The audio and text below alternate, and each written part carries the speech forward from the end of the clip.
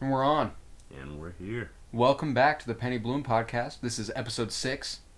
It's been about a month since I last seen Tavares. Should we start naming these episodes? We usually do. We do. Okay. But we usually don't name them until we're until we're done. That's Because true, when we spent whatever we spent the most time talking about. Because we don't really. We have a loose outline. We don't plan this magic, guys. We plan obviously we have an outline, but most of the conversation that happens isn't planned. Yeah. No. And for some, that's a bad thing. I disagree. It's the best part. It is. If organic, you're not having a free-flowing, natural, organic, natural conversation, then what are you doing? What you doing, man? We just wanted to start the show off by sending our prayers out to Sudan. We did. Prayers up. A lot of shitty stuff happening. Yeah, it's crazy, how governments and different organizations within a country can just get everything can happen so quickly and blow up to these huge tragedies. But in this day and age, I feel like we should put respect on things like this, try to figure them out, not aim our interest towards other useless things just really most shit that happens on a daily basis. For everyone that is unaware of what's happening in Sudan, everything started in December with the Sudan uprising.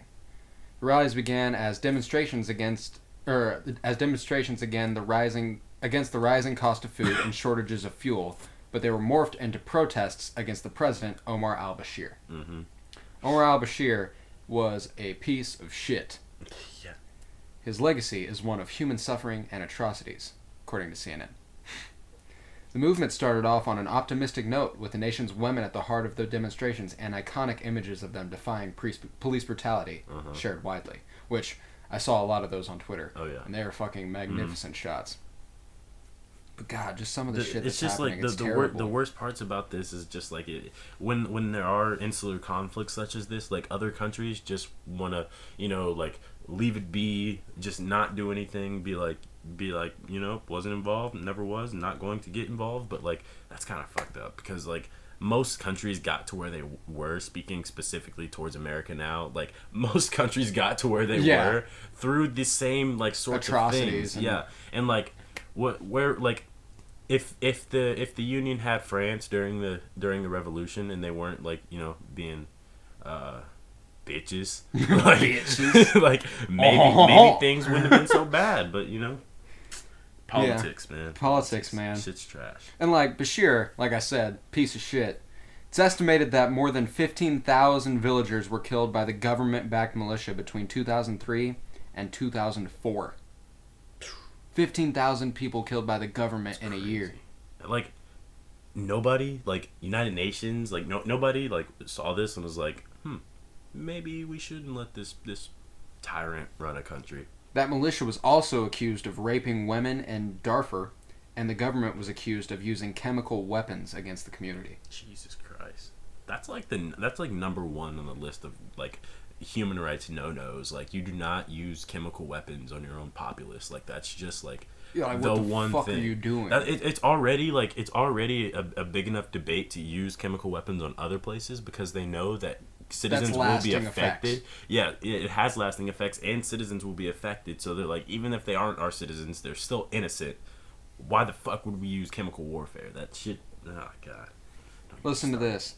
The International Criminal Court's chief prosecutor issued an arrest warrant in 2009 for Bashir on charges of genocide and war crimes. What year is this? 2009. 10 years ago, this was issued to him for genocide and war crimes. He just got out. Oh boy. This last year. The court issued another arrest warrant in 2010, but in 2014 had to suspend the case because of lack of support from the United Nations Security Council.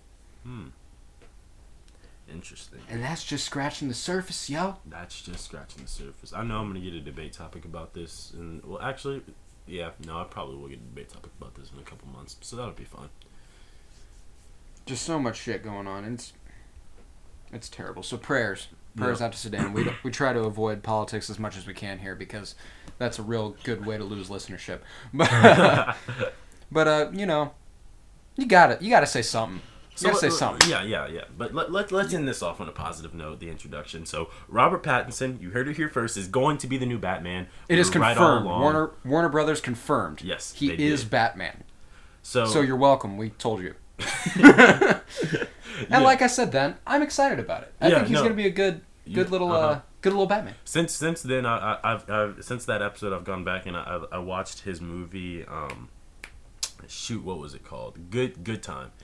Incredible, really good. One of the directors is actually the supporting actor, and it's about basically these two brothers. One goes to jail, the other doesn't, and the one who goes to jail is autistic and has severe mental health issues. And basically Robert Pattinson's character is just literally, the movie is a night of him trying to get the money to get his brother out of jail. He does some wild shit, but it's awesome. That sounds dope. It's really cool. It's a really small, condensed movie, kind of like the episode we're going to talk about in a bit. And it's just super interesting. It's awesome. Have you heard about what characters are supposed to appear in this Batman movie? The villains? Oh, there's supposed to be 6 villains, they're bro. supposed to have basically. Dude, I grew up on Batman. The big ones. I fucking love Batman. I got a book from when I was 7 where my parents customized it to where I was a character in this book for Christmas. That is dope. Yeah, it's right over there. Oh shit. Oh, it's fucking awesome tight. Too. Here, let me read you a little bit of a transcript here. Colton Lee Robertson, enjoy this book. A special gift from Grandma and Grandpa Graham. Back home in Blue Springs, Missouri, Colton told Quentin, Cameron, and Vinny all about his exciting adventure. The police had arrived and arrested Catwoman. Batman slipped away into the shadows. The manager of Toy Tower was thrilled to get the Cat 2000 back. Colton finally got his tour of the toy store with the amazing robot as his guide. Aww. And best of all, Colton got a postcard in the mail. Dear Colton, it said, thanks for your help solving the Cat 2000 crime. I couldn't have done it without you. Oh, Batman. That's so cool. It was so cool, dude. This is probably one of my favorite gifts ever. That's dope. Yes, I loved it so much. But as I said a moment ago, Catwoman should be appearing in this movie. Catwoman. I heard that there's an actor that they were looking for who I thought would be good for it. For Catwoman? Yeah. Aubrey Plaza? Yes. Yes. That would be perfect. Is it Aubrey or Audrey? I think it's Aubrey. Aubrey Plaza. Yeah. She was in Parks and Rec as Aubrey Plaza. Aubrey Plaza. Yeah. She was in Parks and Rec. She was in Mike and Dave Need Wedding Dates. Mm-hmm. She's been in a lot of stuff. And she is an amazing actress. She's such a perfect weirdo. Oh yeah, I fucking love her.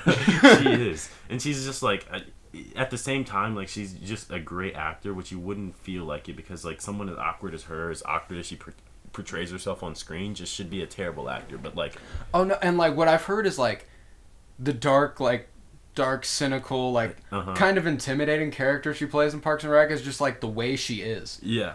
All the time. Really? Wow. Which I think is amazing because I was weirdly attracted to her.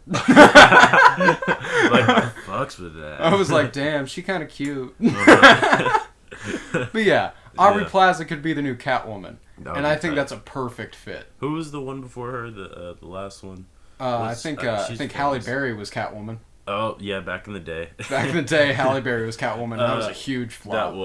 That was a huge flop. But who was in the Dark Knight Rises? Who was the actor's name? She's really famous. Oh man, I can't remember her name. I'll look it up right now.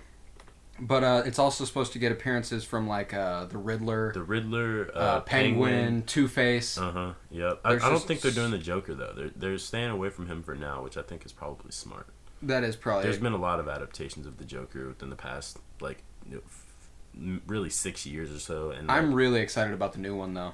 Oh yeah. With Joaquin Phoenix. Oh yeah. That looks good. That does. The dark portrayal of how he became the Joker. And nobody knows anything about that. Not really. Yeah. It's none of us really have an idea. It's a mystery. It always has been. They kind of play it up. It's set before Batman exists. Really? Yeah, okay. It's supposed to be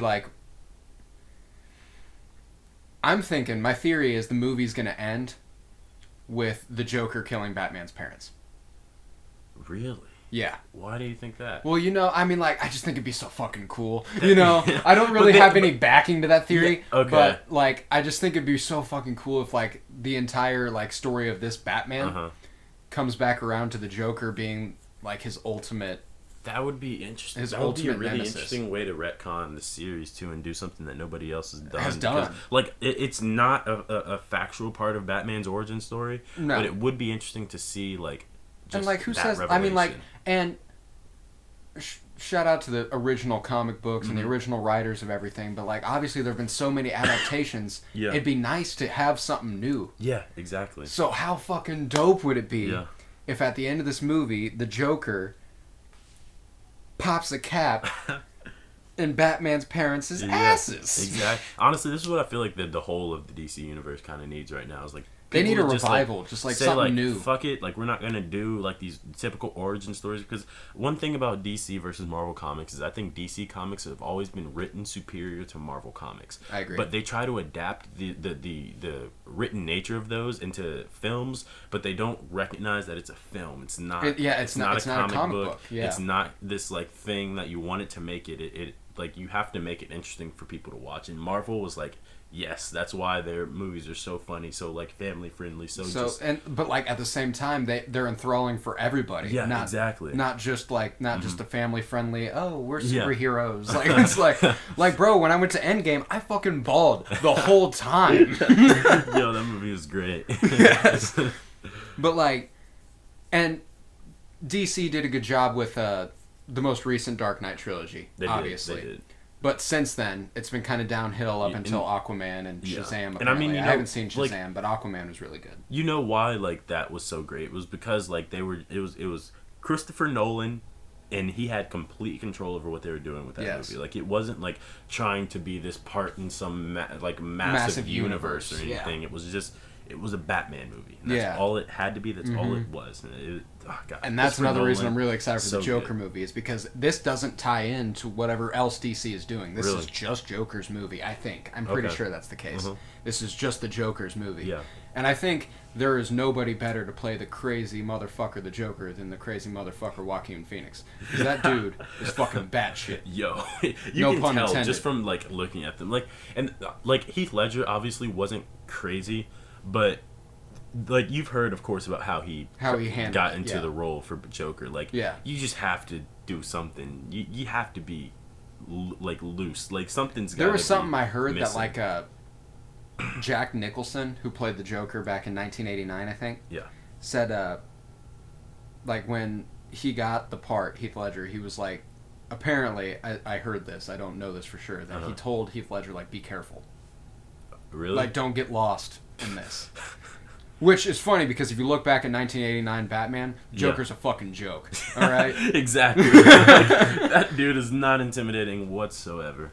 Not at all. But yeah, I mean, gosh, Heath Ledger's Joker, man. Heath Ledger's Joker. Probably the best superhero character in any movie ever. Yeah, and it's without a doubt. I knew that as a that movie came out 2008.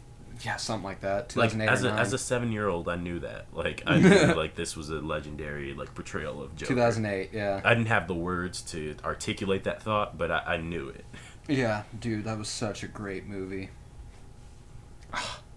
But yeah, Robert Pattinson. Robert Pattinson is gonna be Batman. And see, that's where this is just the magic, folks. This is the magic, right? We went way into that rabbit hole, and you're welcome for that, alright? Roll the tape. You have now entered the Penny Bloom Podcast. Hosted by none other than Colton Robertson and Tavares Pennington. I hope you are prepared for a show unlike any that you've ever seen before.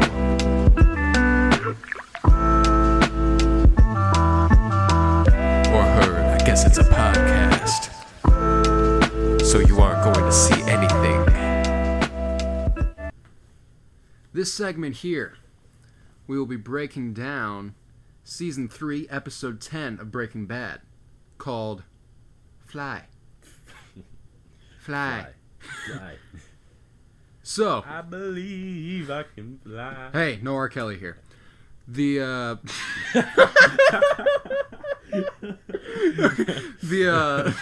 Alright, as far as you want to give them the background here? Yeah, sure. So, Season 3, Episode 10 of Breaking Bad. This was a bit of a detour from what they normally do.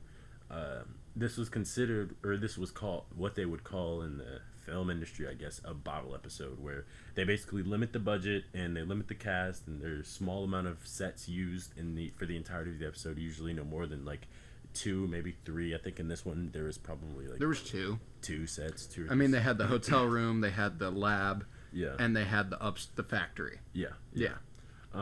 So like they usually do this if like shows are expanding and they want to free up money. So this was the first episode that they went beyond making 10 episodes in a single season. So yeah, the first season was 7, second season was 13. So they got a 20 episode order for the first 2 seasons, and they split it 7-13 instead of 10 and 10. And then the third season was also 13 episodes. Yeah, but this was definitely a great use of a bottle episode. Oh yeah. So basically, for a little context, this slow ass episode is fucking perfect. Like, amazing. It just shows, or it epitomizes a lot of the character struggles throughout the entirety of the show. Struggles that they'll continue to have and that will continue to come like to more of a fruition. But it kind of encapsulates those and lets them play out over the journey, the small, insignificant journey of trying to kill the damn fly. This fucking fly, man. Yeah. This fucking fly. And I just love the way it shows how different and how complicated the relationship is between Walt and Jesse. Yeah, it definitely does. And it also, like, it lets them banter back and forth about solving a problem, like a single problem, which it kind of, like, that kind of goes to show that, like, all of the other bigger problems that they deal with and how, like, they deal with those. Yeah, exactly. Because they throughout the episode, you can see the differences in their personas and just the way they look at things. Yeah, you can. So let's dive into it, the episode itself. All right. So the episode starts with Walt waking up in his hotel room, looking up at a fire alarm with a red light beeping, or not beeping, but flashing. Yeah. Fire alarm's not beeping. I would hope not. Yeah, otherwise, it's on fire. But, so it starts with that. He gets out of bed at 6 a.m., and he heads down to the factory where he's about to cook up some meth. Cooking up dope with a little Uzi, you know what I'm saying? White people. So yeah, he gets there. Him and Jesse meet, and they cook. Then at the end of the day, Walt sits down to add up some numbers, figure out if they're on track for their cook, what they had, the production level, and they're off by about 0.14%. Seems insignificant. Seems very insignificant, but with the amount of meth they're cooking, 0.14% was about half of a pound of meth. That's a lot of fucking meth, guys. That's a lot of meth. Get a lot of people high. That's a lot of meth. You get high off meth, or do you just like get fucked up? Like, I think it's a high, right? Is it? I don't know. I think it would almost have to be a high. Just tweaking off meth, Yeah, tweaking. tweaking. Yeah, but half a pound of meth is about gone. So like Jesse and Walter back and forth. They're like, so how could it have gone away? And Jesse's like, what about evaporation? He's like, no, it's not that. And he goes, okay, well, what about the drops on like a really cold beer? And this is where Walter just looks at Jesse as he does so many times, and he's like, are you fucking kidding me? Idiot! Like condensation? Is that what you're talking about? That thing that you learn in the 3rd grade? No, not that. No, it can't be condensation. Can't be condensation. And he goes, all right, well, what about the gunk, yo? What about the gunk that we scrape out at the end of every day? He's like, oh, fuck, the vestiges. Duh. Vestiges. So they figure out that it's the gunk that they have to scrape out of every tank every single night. And then, that's when the episode gets interesting. That's when it gets interesting. Because a fly lands in front of Walter. And what's Walter got to do to this fly? He's got to kill this fly. He's got to control it. Because that's a contamination to the meth. Quote, unquote. Quote, unquote. Walt really thinks this fly is going to fuck up the operation. And, to be honest, he doesn't. He's just overthinking shit, Yeah, that's what Walt does. That's what Walt does. So, Walt sees the fly. Mm-hmm. Homie tries to smack the fly. Fly flies away, lands on the table behind him. He looks at it. He turns around, grabs his clipboard real slowly, tries to sneak attack the fucking fly. Fly flies away. Believe it or not, that's in the name. So, this fly is flying around. It's buzzing right below a light. Walt throws a shoe at it, misses, breaks the light, shatters, glass flies everywhere, and his shoe gets stuck. Guy almost dies. Because, falling glass. Yeah. To be continued, though. To be continued. And then he climbs up on a ledge because, he's got to get his shoe down. You're not just going to walk out there with one shoe. Yeah, that would be tragic. Not in a meth lab. So he climbs up there. He's got a broom to try and reach the shoe. And he sees the fly. Fly's sitting up there, and he goes, "You little bastard." He tries to smack the shit out of the fly with the broom. Guess what? He falls off the ledge, bounces off a container, and lands on the floor.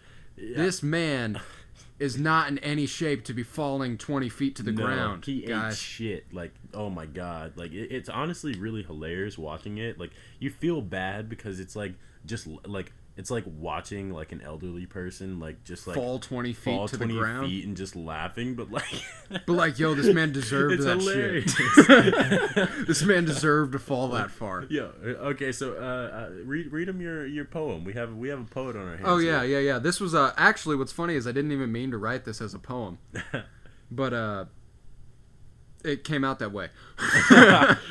Walt sees a fly. Homie tried to sneak attack a fly. Homie destroys his shit looking for this fucking fly. Swung a broom, fell out the sky. That's it, folks. That's it. That's all. That's all you need. Next up in the episode, Jesse shows up because Walt stayed there the entire night trying to kill this fly. The entire fucking night, guys. All night. Jesse shows up the next morning. And he tries to open the door. When all the air is sucked out at him and he is overwhelmed, his ears start popping. He can't. Jesse's like, what in the hell is happening? Walt tried to vacuum seal the lab so that the fly could not escape. Oh my God, the guy is like just losing it, like literally losing it. There's been a contamination, Walt tells Jesse. Said contamination is fly. Even Tavares' note here. Go ahead. Okay. Even someone as chemically uneducated and generally uneducated, like Jesse, for example, he failed Walter's chemistry class when he was in high school. Yeah. The guy just doesn't like to think.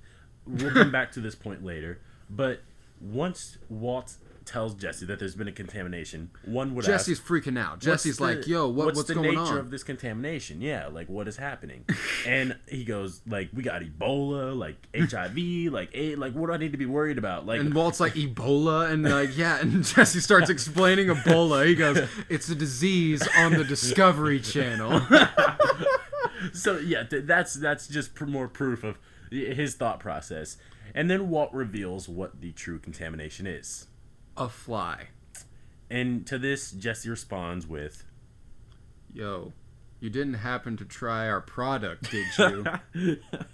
The product is meth. Walt seems high as fuck right now. Why is he chasing a fly? Like, he's like, bro, like, flies get into like, what? They don't do anything to us. Like, Jesse even said that they're not contaminants to humans, which would by then mean that they couldn't contaminate the product enough to kill a human. So, like, what's the point of all this? Yo, and, like, if someone's doing meth, how much do they care about it being contaminated by a fly? I swear. They would probably, like, if someone, like, threw up meth and they could get it out, they'd probably snort that shit. Like, exactly, because, like, it's a meth addict. They're dealing with, like, sorry for the visual. Is it crack? Is it crack that you smoke? But anyway, Jesse responds to this with, you're chasing a fly around, and in your world, I'm the idiot? Which is just yep. That epitomizes what their relationship is. How the turntables. Well, how the turntables. So they're spending millions of dollars on this meth operation until this fly leaves. And Jesse tries multiple ways to get him out. He's trying to, like, be like, come on, let's take a break. We'll come back. We'll subtract this hoe. Like, he said, yo, come on, we'll go outside. We'll get a breath of fresh air. We'll come back in. We'll subtract this bitch. You know what I'm saying? Yeah, simple as that. And it's just funny once you sit there and start to think about it. Walt is halting a multi-million-dollar operation to kill until a fly. the fly goes. The fly cannot be there. And this just shows how controlling Walt is and how much he feels like he needs to control every situation there is. Mm-hmm. He can't let this fly get the best of him because then what's that mean about him, you know? Exactly. It's like... Homie's so insecure and so greedy and so controlling that he can't let this fly best him. Exactly. And these are things that like are inherently true about Walter, and he knows this. I think deep down he's always known it. He knows. And he even makes references throughout the show or throughout this episode to like how he's a terrible person, and he's like he's just accepted the fact. He's not necessarily trying to change. He's not necessarily trying to be better. He's just living until he dies. Exactly. He at one point in the show he specifically says when he starts talking in a very morbid tone, kind of just very about life. Jesse's like do you want to die? And he says it's not that I want to die. It's that I've lived too long. Exactly. He's like it's not death. It's just, When people look back on me, I want them to miss me, And I feel like I've gotten to a point where they've just had enough. Exactly. And like he knows, which is terrible. That's really sad. But it also sad. The person he is that they probably won't miss him much.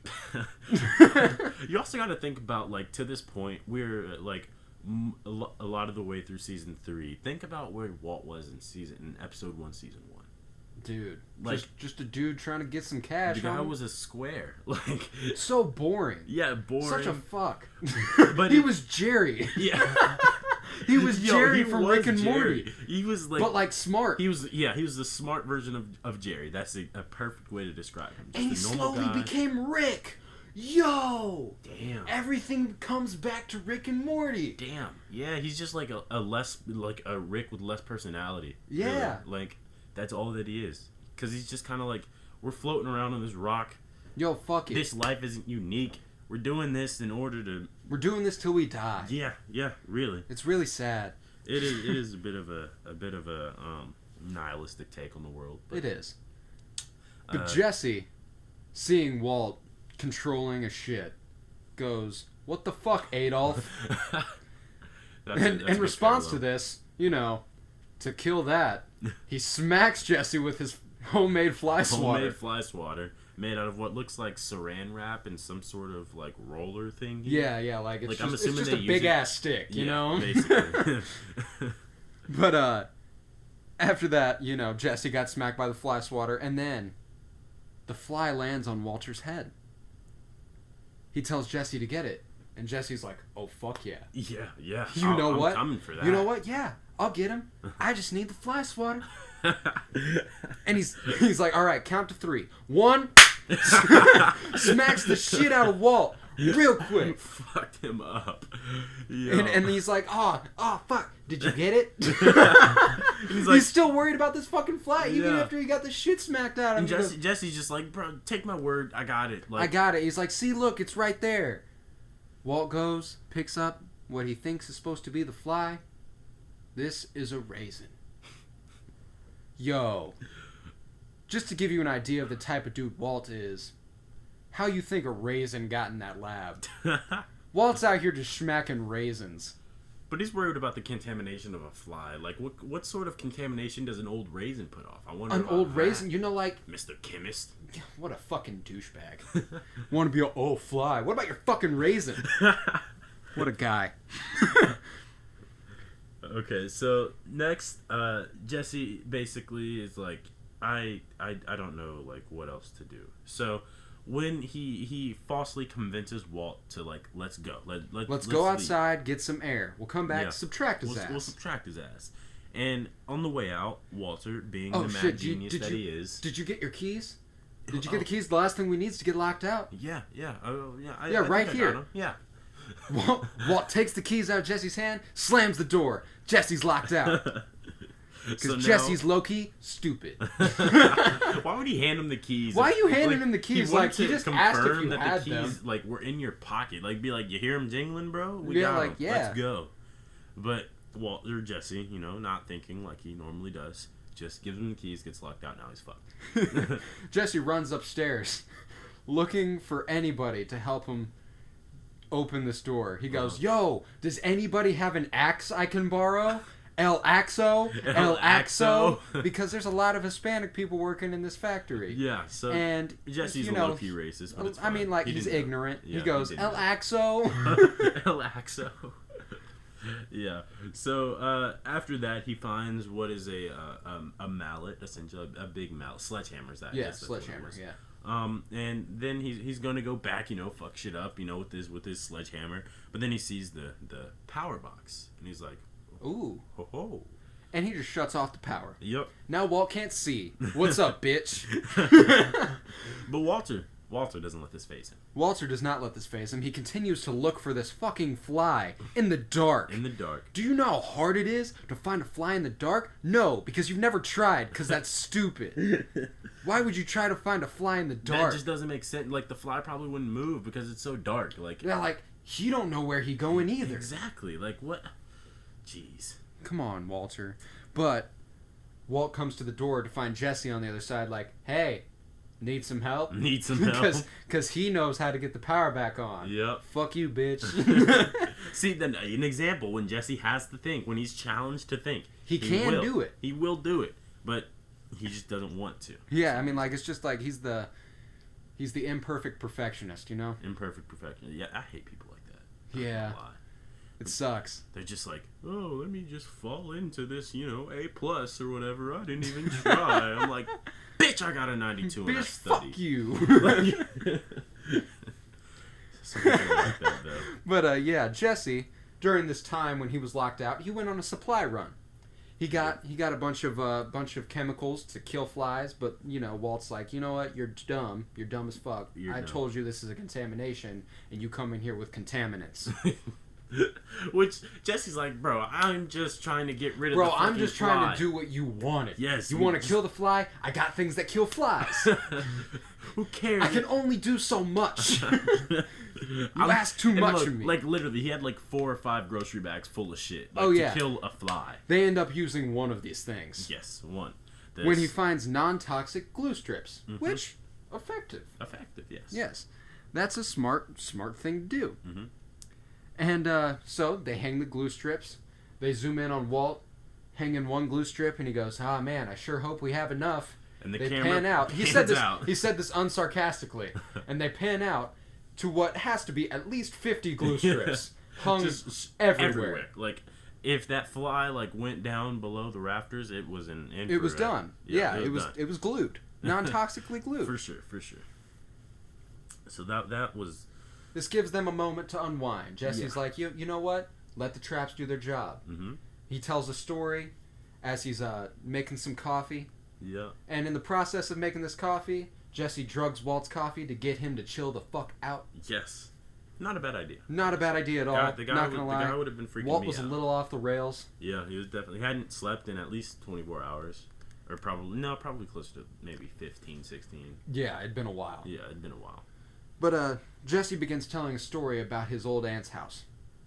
About how there was a possum living under the house, and every time it moved, you could hear it. You could hear it scurry. They had to find a way to get this possum out. And by the way, he says, when did it become opossum? When did it become opossum? When I was coming up, it was just possum. I literally learned that it was opossum maybe a year ago. Dude, I don't know when I learned it was spelt like that. Yeah, I just remember it was. I probably saw it on Twitter. So on Twitter stays, keeping. Yeah, Twitter's effective. Twitter's effective. I've learned more about animals on Twitter than anywhere else. Oh, indeed. Easily. Indeed. But yeah, Jesse was confused about opossum being spelt opossum, not just possum. Yeah, that was a nice funny point. And this kind of just shows to characterize the dialogue that they have in episodes such as this between Jesse and Walter. It's always interesting. It always makes you think, and it's always funny. Like, I don't know how they do it, but it's always funny. So it keeps you interested, like on episodes like this where it's 2 dudes talking, figuring out this problem. 2 bros chilling in a meth lab 5 feet apart because they're not gay. But yeah, the story, it's droning on, right? He's just talking about this pest, and Walt goes like, "Yo, is there a point coming? Is there a point in the near future that you will be reaching?" Basically insulting Jesse's intelligence, as he does. And Jesse gets to the point. He goes, "My aunt, she was kind of losing it, Uh-huh. She, after the pest control said they got it, she was insisting that she could still hear it, and she was kind of losing it towards the end there. Yeah. The cancer had spread to her brain, and this is where it begins to suggest that Walt's cancer had come back. He was out of remission. Mm-hmm. And that the cancer had spread to his brain. And which Walt assures Jesse, yes. I went to my oncologist last week. I'm chilling. I'm in remission. I'm healthy. I'm good. Promise, no cancer. But now that means to Jesse, then you're just losing your shit. Yeah, there has to be another excuse for this then. Well, guess what? If it's not cancer spreading to your brain, then you don't have a good enough excuse. That was going to be your way out, smart man. Yeah. So next they talk about how... What did they talk about? They talked about how Walt this is where the conversation came up, where he's I've just lived too long. Mm-hmm.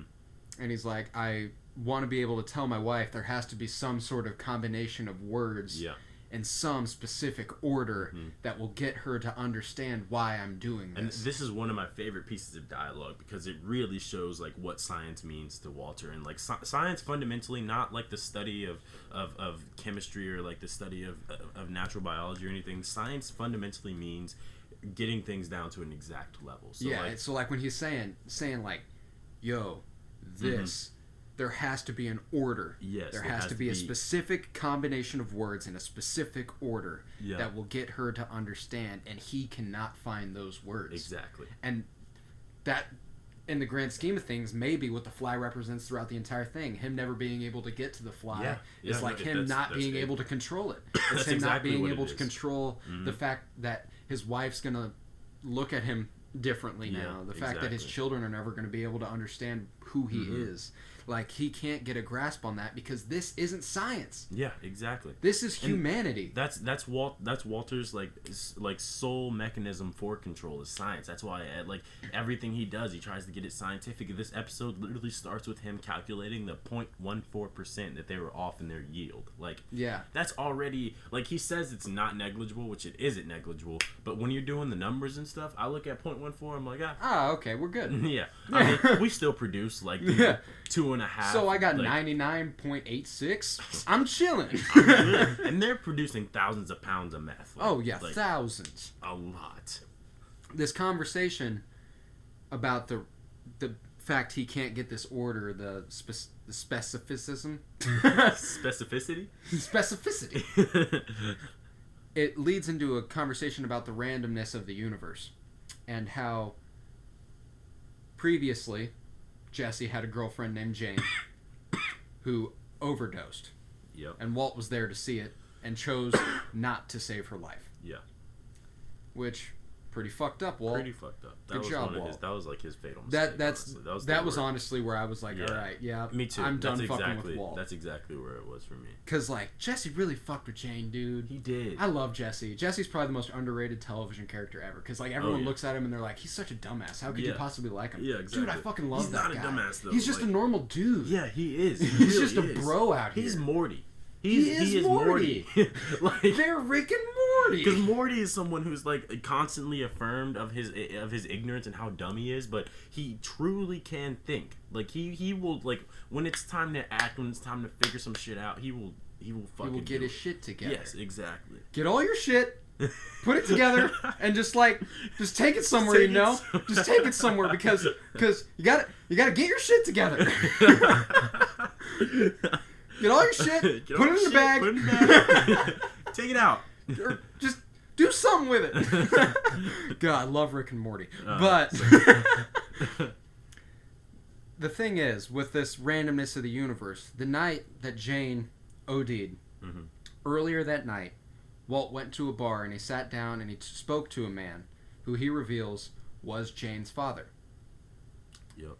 And they spoke about water on Mars, family, and not letting go of family. And to me, like, the fact they specifically talked about the water on Mars is just the unlikelihood, the randomness, as they say. Like, and like when they showed that, because I think that conversation had to have happened in season 2 then. Yeah. The fact that conversation happens in season 2, and they talk about the randomness of the universe and their families and stuff like that. Like, they're alluding to things that we weren't even aware of yet. Right, right. And that's crazy. That's just good writing. The amazing writing is just impeccable. And like I think I take the family to also kind of allude to like the dichotomy between Walt and Jesse. Oh yeah. And how like Jesse kind of feels like he needs to be there. He needs to be there for Walt. And Walt, he doesn't need to be. Yeah. I just wish Jess would have just gotten out. He doesn't. But Walter feels the exact same way towards Jesse. And they show that at the end. The end when like even though Walt accuses Jesse of stealing the half pound of meth. Mm-hmm. Not really. But he does it enough. He goes, I don't mean to accuse you, but if you took the meth, I can't protect you. Mm-hmm. Which shows, like, I don't really trust you, but I'm looking out for you as much as I possibly can. Yeah, exactly. And then Jesse's like, the way he responds is like, I appreciate it, but I also don't ask you to do that for me. Yeah, exactly. Which just shows, like, the little bit of ungratefulness that Jesse has towards the good things about Walt. It's like neither of them wants the other to be there for them, but they will need always it. Be there for the other. Yeah, exactly. They don't want what's happening, but they recognize that it is happening. Yeah, exactly. So they have to do what they have to do. Yeah. That's a huge theme in this show. Yeah. And gosh, the whole Walt letting Jane OD thing, that just all he had to do was push her. Push her on her side, bro. Yeah. Don't let her choke on that vomit. God damn it. It would have been so easy. Like that was hard. And at the end when Walter's like passing out cuz Jesse drugged his coffee earlier. Yeah. He's like, "I'm so sorry about Jane." And Jesse's like, "Hey, man, it's not your fault. Not your fault. Like it's not your fault. It's not my fault. It's not her fault even. Yeah. It's nobody's fault." Mm-hmm. And Walt's like, "I'm very, very sorry." Because like, and you can tell that like, this shit's eating away at him. Yeah. And Jesse's like, right at this point, he's about to kill this fly. And in this moment, Walter's like, "Let it go. Mm-hmm. Let it fall." And in this moment, everyone's like, "Oh, maybe Walt's gonna chill the fuck out a little bit. maybe Walt will loosen up a little bit. Loosen up. He's learned his lesson, you know." Then Walt passes out. Yep. Jesse climbs down the ladder, and the fly lands right in front of him. Jesse smacks the shit out of the fly, killing that bitch. Success. And he goes, "Did you see that?" Walt's asleep. He's not. Walt can't appreciate the good things Jesse brings to the table. He really can't. And that was a perfect way to show that. Like he worked all night for that thing. Jesse didn't give a fuck. Yeah. Jesse was like, "Yo, I will kill this fly for you. Yeah. I do not care about this fly, but if it'll get you to shut the fuck up so we can cook some meth, I will kill this fly." Exactly. And then he killed the fly. He did the entire cook by himself. Mm-hmm. Took Walter to bed, tucked him in, laid his shoes by the couch. Closed the door so there was dark. He did the entire cook by himself, and at the end, Walt goes, "So did you do everything right?" "No, thank you. No, thank you. Nothing like that." He's like, "Bro, just did you do it right? We've been cooking meth for like 2 years now. I got it. I got this shit on lock now, bro." Yeah. And that's when the conversation happens where they're like, "Hey, I don't know. I'm not accusing you of anything, but like, you may have stole the shit. I'm just telling you, I can't protect you from the people above me." And he's like, "Yo, I'm not asking you to protect me." And then they go their separate ways. And then they go. Walt returns to his bed. He lays down and he looks straight up at that fire alarm that he woke up under. The red light still flashing, still flashing, still flashing. He looks at it, and in one flash, a fly appears over the red flash, showing that his battle with controlling everything is not close to over. Nope, it's following him. And it does. It follows him all the way to all the way to the end. Yeah. God, what a great fucking episode. What a great show. Like, just in general. God, they began with the same shot that they ended with, too. Yeah, they did. And we didn't even realize it until we rewound it. Yeah, we were looking for who directed this episode, which, by the way, is Rian Johnson, the director of Star Wars The Last Jedi. Yeah, so there you go. He's pretty good at what he does. And it all just came full circle like that, you know? Like, it seemed like we made progress, but the progress only led us back to the beginning. Yep. What Crazy. A great fucking show.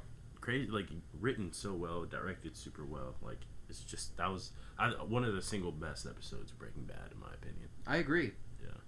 And for the layman, as Walt would put it, may not have seemed so appealing. It may not have seemed so appealing. Yeah. Some people be like, "What the fuck, bro? Why are you? Bro, why the fuck are we talking about this fly, bro? God Just damn cook it. the meth."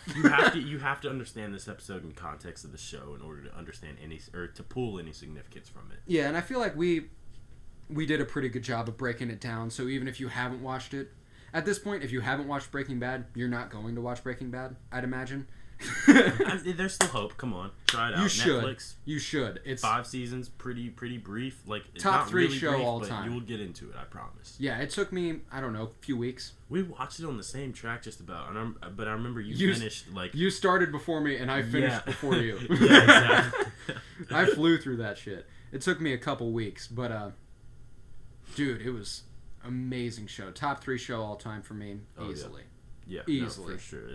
And that's a broad view. Uh-huh. A lot of people think it's a top 5 show at least. A lot of people say it's the best show. The best show of all time. Yeah, which it stands. It holds its weight under that. It absolutely does. And have you heard about the movie coming out? Breaking Bad movie? What? Based off the last series, like it's about Jesse's escape from I don't want to spoil anything, but it's based around the last few episodes of like Jesse getting away with from the that. Not with the same actors, I'm assuming. It is. Everybody's back. Wait a minute. Wait, when was this? What the? This has been a thing for a while, bro. Wait, are you serious? Yeah. Hold up. Hold the front door. So yeah, Breaking Bad's pretty fucking dope. Next segment. We're back with the next segment here. We got our Obscure Artist of the Week. This one, Tavares's idea. Last week was mine. This is his. So, let me introduce you to a young man that goes by the name of Yellow Days. Yellow Days. The name was actually, or the age was actually, I was unable to confirm. Like, I literally was. I looked it up, and, like, it's nowhere online. Like, I have no idea how old this guy is. Yeah. Like, I'm thinking it has to be early 20s because he just doesn't have that much of a discography. But, like, literally, like, I feel like he, like, purposely went into, like, the biography sites and was, like scratch my age. Like, I don't want you to know. I don't want y'all to know.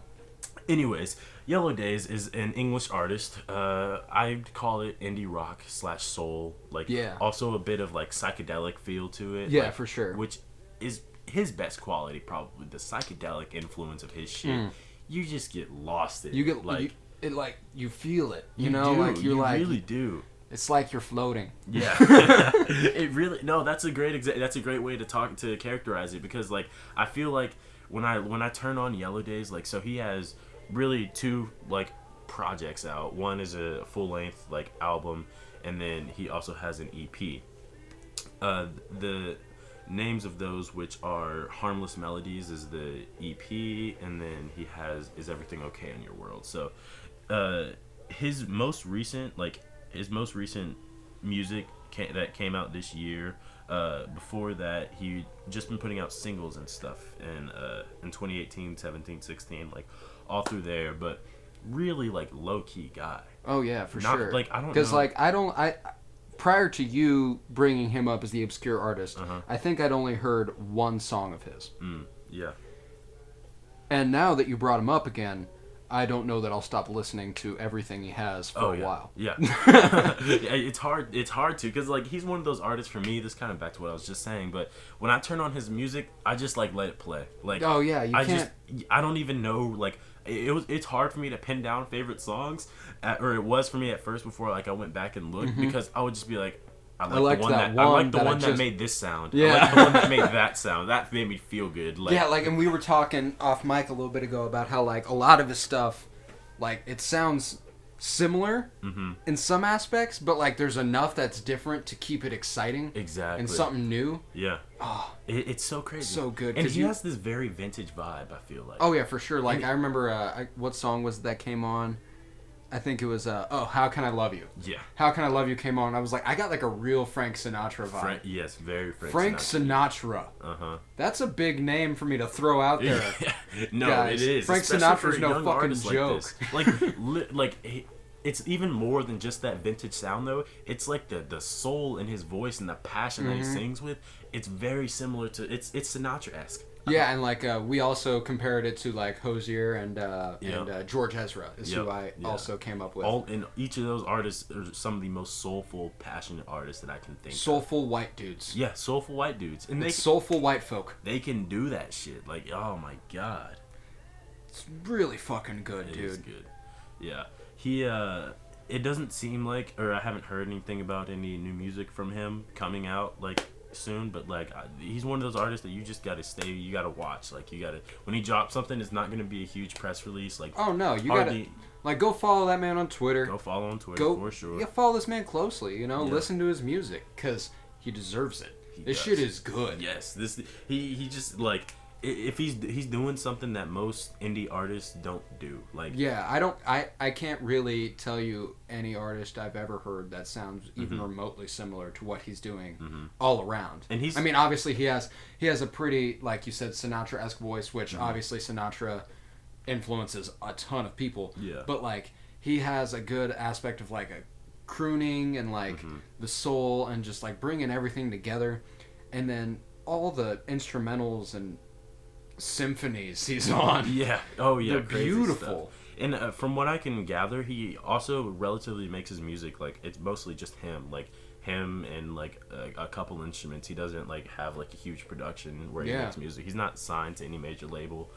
He's still largely an indie artist. He's usually categorized actually in the category of bedroom pop. Do you know about bedroom pop? I get that vibe. Yeah. But like I can kind of decipher what it is. Yeah, it's bedroom pop. You know, yeah, it's just like, yo, let's chill in that bedroom. It's that. And also, so bedroom pop is like it's characterized as such when it's someone who makes it like basically on their own, like someone who just like it's like solo making it in your bedroom. Yeah, I think that's what it alludes to. And he's kind of in the same. Our show is bedroom pop. Our show, man, we're bedroom pop. We're bedroom shit. Pop. I don't know. We're bedroom pod. You know what? We're bedroom pod. Hey, cut this shit. Where's my fucking patent? All right, bedroom pod. That's ours. Bedroom Nobody pop. take it. Fuck you. Yeah, but the point is, bedroom pop is a really up and coming genre because like I fuck with it heavy. Never in the history of music creation have we been at a point where things are so easy to just like create make on your own. Yeah. Like we have the technology at our fingertips. Steve Lacy, who we were just talking about a couple weeks ago, is like. He is bedroom pop too. He fits the category. Like he is a perfect example of like what you can do with just a couple like pieces of technology in your voice. Amazing. That shit's crazy. Amazing. Crazy. Gosh, but Yellow Days. Yellow Days for sure. Making check that man. Yellow. Make your days yellow. Yellow's such a happy color. Oh, I know. Like Yellow Days, that just sounds good. You know, like that's such a dope name. I actually have an unreleased and written song called Yellow Days. Really? Yeah. That's tight. Completely unaware of this artist existing. That's awesome. That's fucking tight. Yeah. Oh, dude, I have so much unreleased music. We won't talk about it. That's not for here. All right. You know what? We'll be back with the next segment here in a moment. Now, so we're doing the best of the best. The best of the best labels edition. Labels edition. We got a bunch of contenders here. As you know, music's a pretty broad topic. Therefore, there's a lot of labels. Yeah. And also take into note the fact that, you know, the music industry is a very convoluted place where artists are signed to multiple different labels and imprints, and like each label is a subsidiary of something else. Yeah, it's different from the distribution group and the group that like gave them the money to actually produce the album. Like there's a lot too. So we just picked a couple ones that we think are at the top of the game right now. Yeah, that deserve the shine. Yeah, so let me go through that list now. So just starting off the biggest ones, Dreamville. You got J. Cole's label. He just started that up recently, doing incredibly successful. Has chock full of talent already. Just dropped Down Bad and what was the other one? Got Me. Yeah, getting ready to drop Revenge of the Dreamers 3, which is the third compilation project that they've put out between all of the Dreamville artists. Most people don't even know about the first two, but this third one is really starting to blow up. Yeah, because all of the other artists on the label have also blown up. So I need to tighten the fuck up, but I'm here for the crown. Oh shit! I love how he flows into Board of Education versus Brown. Oh yes! Oh my god! JID is so fucking good. Yeah. Next we got TDE. That's another one. Top Dog Entertainment, started by my guy Top Dog. You know Anthony Tiffith. So that is obviously also chock full of talent. They're who I see to be like Dreamville's biggest contest right now. They got K-Dot, J-Rock, SZA, Schoolboy, Isaiah Rashad. So many great talents That's not even all of them. No. But moving on, we got OVO Sound 2, Drake's label obviously. They needs to put out more work. They do. They've built this really core sound between all of their artists at OVO. Great R&B They sound. found their niche, and like when they exploit it, like they are going to make a ton of money once they start actually putting out music, you know. Yeah, for sure. And this one, which I actually think might be the best, is Good Music. Good Music, yeah. Good Music is Kanye's label. They've been rocking for probably the longest of the smaller imprints out right now. And they got the biggest names for sure. They do. Top to bottom. Yeah. It's strong. They have a strong one. Kanye, Pusha, big, like it goes crazy. Yeah. And then you got Young Money, Cash Money. Cash Money, yeah. Which is falling apart. That definitely is. Fuck Young Money, Cash Money, but they're still on the list. Atlantic Records, they're a really big one. They are like more of a corporation type of group, not necessarily like a small imprint. Yeah, they're not a subsidiary. It's Atlantic Records. That's the broad scope one. Yeah. They're huge. I couldn't even list. Like there's we have a list of most of the artists from Atlantic, but not even all of them because some of them are just from very like different musical categories. But then we have Def Jam, which is they're most notable for a couple people. Logic, Nas, they're all like two of their big earners. This was actually Def Jam was the label that my boy Rick Rubin and Russell Simmons started back when they were at NYU. They had like Run DMC at the beginning. Yeah. Fuck man, Run DMC, LL Cool J. Oh my god. The Beastie Boys. Crazy. The Beastie Boys. Yeah, they really were like one of the. They were the first. Big, like hip hop labels. Since then, my boy Rick went on to start Columbia Records after he left Def Jam. They're not on this list, but that's also another incredible label. We also have Interscope. Interscope, they have really a lot of solid people in there too. A lot of young talent. Young talent and diverse too. None of them really make the same sort of music. Yeah, they got Juice WRLD, Black, DaBaby, Smino, Billie Eilish, Black Bear, Eminem. Yeah. Like these Eminem. Like these are really like different. Like, said she want my Eminem, so I gave her Eminem. Eminem. Yeah. So those are the contenders. Let's get into it then. Yeah. Top 3 for me, pretty easily. Good, Dreamville, and Top Dog. I probably go a little similar. Top Dog and Dreamville are definitely my top 2. But I think after that, I might have to go Def Jam. Def Jam's strong, because dude. I think Def Jam has a lot of artists that are like not necessarily middle of the road. They're still obviously very talented, but they really are given a lot of creative freedom on Def Jam. That's one of Def Jam's hallmarks, is that they give their artists an incredible amount of creative freedom. And listen to the name, like they've got like classic names on here. They got Fabulous. They got Jadakiss. Yep. Jada. They got Jeezy. I mean, Jeremiah, Janae Aiko. Like, come on. Like, they got Justin Bieber. Like, Justin Bieber. Like, I don't even like the guy that much, but Justin Bieber, like, he makes pretty alright music. Yo, look, I fuck with Justin Bieber. Yeah. I hate it, but I love it. Nas, Vince Staples, YG. Alicia Cara. Yo, Alicia Cara is my girl. Yo, one of the most underrated rappers in the game. They got Dave East. Dave East. You can't forget about him. And have you heard of Amir Obe? Oh yes, Amir Obe. Ooh, that dude goes that off that too. guy could get his own obscure artist segment. He definitely could. Yeah, Amir Obe definitely knows the shit. Like, he makes some good music. For sure. So they're not. Def Jam isn't lacking for me. I really like them up there at probably the 3 spot for me. Yeah. So who takes your 1? I've tried. I've really tried to make an argument for Top Dog, and the argument's there. It's not as if I couldn't make the argument. Oh yeah.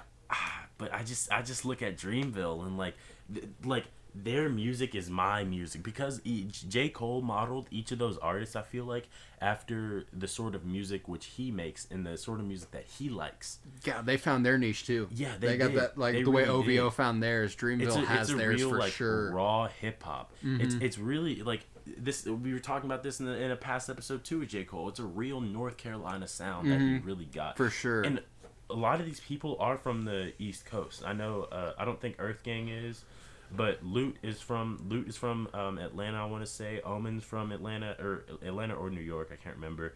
Kaz is from Atlanta. Boss is from New York. J. Cole's from North Carolina. JID is from Atlanta. Yeah. So like they got a real East Coast thing going on, and I mess with it. See, the hard. reason I go Top Dog number one is because when I look at the lineup, the way I yeah like equate these guys, I gotta go Top Dog because I think like K Dot, not by much, but I think he has the upper hand on J Cole. When I look at the number 2 guy, and for Top Dog, the number 2 guy is probably Schoolboy. Wouldn't you imagine? He's definitely a number 2. Yeah. Then I give Schoolboy Q probably an upper hand JID for now. Not long. Actually, I wouldn't even put JID second on Dreamville. JID is one of the youngest Dreamville members. Like I know, but like the pub he's been getting, you almost have to go number 2 for JID. That's true. I would personally think Boz could compete for the number 2 Oh, I spot. do too. I think Boz is one of the more underrated guys, which is why I equate him more to more Isaiah Rashad. Isaiah Rashad. I would say even J-Rock too. And J-Rock, yeah. He's not as old as J-Rock, but like they're kind of considered in the same circle. Mm-hmm. Yeah, and then you got the equivalent between Ari Lennox and SZA. Yeah, I do think that like they like both of these labels recognize that they needed an R&B artist. Yeah, label, for sure. like, and Top Dog has gone more after those R&B talents because they have SZA, they got Zakari, they got Sir. Yeah, Sir. Yeah. Gosh, so many great artists on Top Dog. I forgot they just signed Reason. Reason. You've heard his last. Oh yeah, album, I heard his album. Yeah, his debut album. Yeah, debut. I listen, like I bang that. Like I'm not gonna lie. Was it Better Days? That was one of his songs. That was one of the songs. But gosh, yeah, when he released Better Days, I was bumping that shit every day. Oh yeah, me too. I That still was bump so it pretty regularly. good. Like I put people onto this a lot because like it's just a great. There you have it. Album. There you have it. There you yeah. have it. There you That's have the it. album. And like he has some like There You Have It, Corrupt, Fuck With Me, Bottom, the Drive Slow. A cover Ooh, Drive Slow is the so remix he did of good. Drive Slow, Thirst, like Color Dream, Better Day, bro.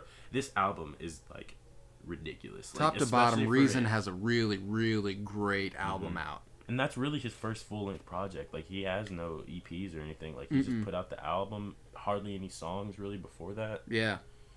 Yeah, the TDE definitely has it going on. Oh, for sure. But gosh, I look at good music. Mm-hmm. You know, they got Ye. They got Push. They got Big Sean. And they have Francis and the Lights. I love Francis and the Lights. Yeah, that was a weird one for me. I didn't even, like, that. It seems like they wouldn't have them, but I saw it and I was like, I mean, that makes sense. Like, it does make sense because, you know, Francis and the Lights is almost a direct product of Bon Iver. Mm-hmm. And Bon Iver is pretty much, like, what kind of created the beautiful dark twisted fantasy sound that Ye had, and Ye kind of influenced Francis and the Lights with that album. So like you see that and you're like, okay, that makes sense for sure. Yeah. And Francis and the Lights is also a close collaborator with Chance, who if Chance was signed to a label, it would be good music. It would, yeah. He's not really. He's like he's the least independent artist. Exactly. Yeah. He has really good ties with good music overall, just as far as getting features, working with them and stuff. And they know that Chance is their guy too. Oh, for sure. They also have Tiana Taylor actually. Ooh, that's Tiana kind of the Taylor. one for good music. That's their Ari Lennox SZA right there. Mm-hmm. Yeah. And she dropped one of the better albums of 2019, I think, too, with that run that Ye dropped all those albums he produced. 2018? 2018. Yeah. That was one of the, hers was the last one. Mm-hmm. And it didn't get nearly enough pub because it wasn't the rap albums that were Nas, Kid Cudi, exactly. him. She didn't stack up at her name just didn't. Oh, yeah. But it was an incredible project. Have you ever heard of the story of, you know how her and Amon Shumpert are married? Yeah. Yeah. Did you know that Amon Shumpert helped her wife through birth on their bathroom floor? I mean, his wife on... Did they purposely have a home birth? Or I don't think so. I don't know the whole story, but I know for sure that their child was born on the bathroom floor. At least I know the Mon Shumpert can do something, because he sure as hell can't shoot the basketball. Did you know Amon Shumpert looks at himself like a sex icon? He said that before. Okay, you're in one music video, guy. Chill. Come on, brah. Chill. Love is fate. That's such a good song, though. It is. Oh, my God. But good music, man. Fate. I don't know. Yeah. Well, okay, so my problem with good music is this. They also have... They've missed a lot more than these other labels. They have. He the Prince has not stacked up... Sci-Hi? Okay. He's not stacked up nearly as much as they expected him to. Yeah. He's a good artist, but he just hasn't put out any projects that are really, really notable yet. Yeah, no, for sure.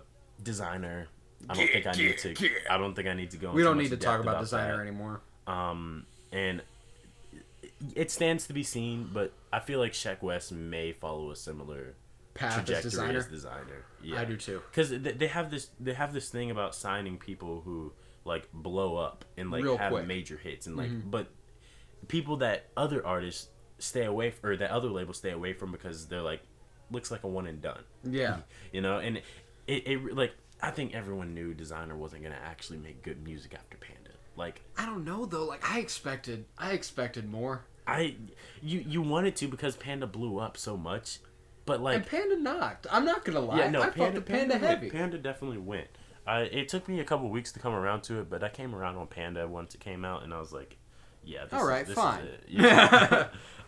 But you know, I'm hoping that they're starting to change the tide. They just signed 070 Shake, who I've actually never heard of. So you have actually. I have. On what's the name of the song? I know it. It's Ghost Town. Oh. She's the one on Ghost Town Part 2. Oh. Yeah. Okay. So I'm a little more intrigued. She can sing. 070, and she's also not really a singer. Like she's more of a rapper than anything. Like if you go back, she runs with this. So group. She on Ghost Town Part 1 where like and nothing hurts anymore. Yep. I feel kind of free. Yep, that's her. Mm-hmm. Okay. She kills it. Like, and I remember like I was listening to this song and I was with like my debate coach Kyle and he goes, "You know who this is?" And I was just like, I don't. I do not. I need to find out, and I found out, and I was like, "Yep, this she's gonna be something." I can get behind that for sure. Then, all right. Mm-hmm. So, and I don't know how to pronounce his name. Valet. I actually have no idea. I used to say Valet. I fuck with his music. Valet, yeah. I fuck with his music heavy. He drops some good shit. He does. His features are always incredible. Like if I see him on a feature, like he's not one of those artists who I know like a ton of his like background music. Like obviously I've listened to him and everything, but like when I just see him on features though, I get excited. He had a song with Push that I think was called Miami or something like that. And I listened to that a lot when it came out. It was really good. He was on YG's album actually. Remember? He was on oh yeah, he was. Let me see what song it was. There was I Was on the Block. Ooh. That you remember that he was like, I was on the block. Yes, that was tough. That one was hard. And it was the perfect track for Valee because he has like Valley, whatever. I don't know. Because he has like this real distinctive type voice, and when he comes on a slow type beat, like, he just makes it bouncy. Like I don't know how else to explain it. Yeah, no, but he is good. So I'm hoping that they're learning from their mistakes, you know, correcting, getting some better young talent. How do we feel about Big Sean, though? I love Big Sean. I love Big Sean, too. I mean, but it's always with a grain of salt. It is. He's one of the corniest dudes out with his bars. Yeah, for sure. But, like, when he comes correct, he comes correct. You know what I'm saying? Yeah. He's doing it good when he's good. And, like, but when he's bad, it is not good. It is very bad. Yeah, it is bad. Like, I remember one of his lines on I Don't Fuck With You that's, like, one of my favorite lines of his is, like, fuck you 2 cents if it ain't going towards the bill. Ew. he has like, wordplay. I was like, okay. He has wordplay. That shit was hard. Yeah. He also has some weird-ass shit, though, too. Like, I can't think of anything off the top of my head, but I know I've seen some shit where I'm like, oh, no. Oh, yeah. Why'd you say that? It's just like, oh, you're going too. It's just too much for the bar.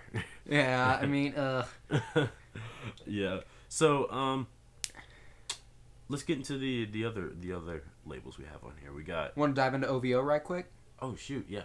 We need some more Party Next Door.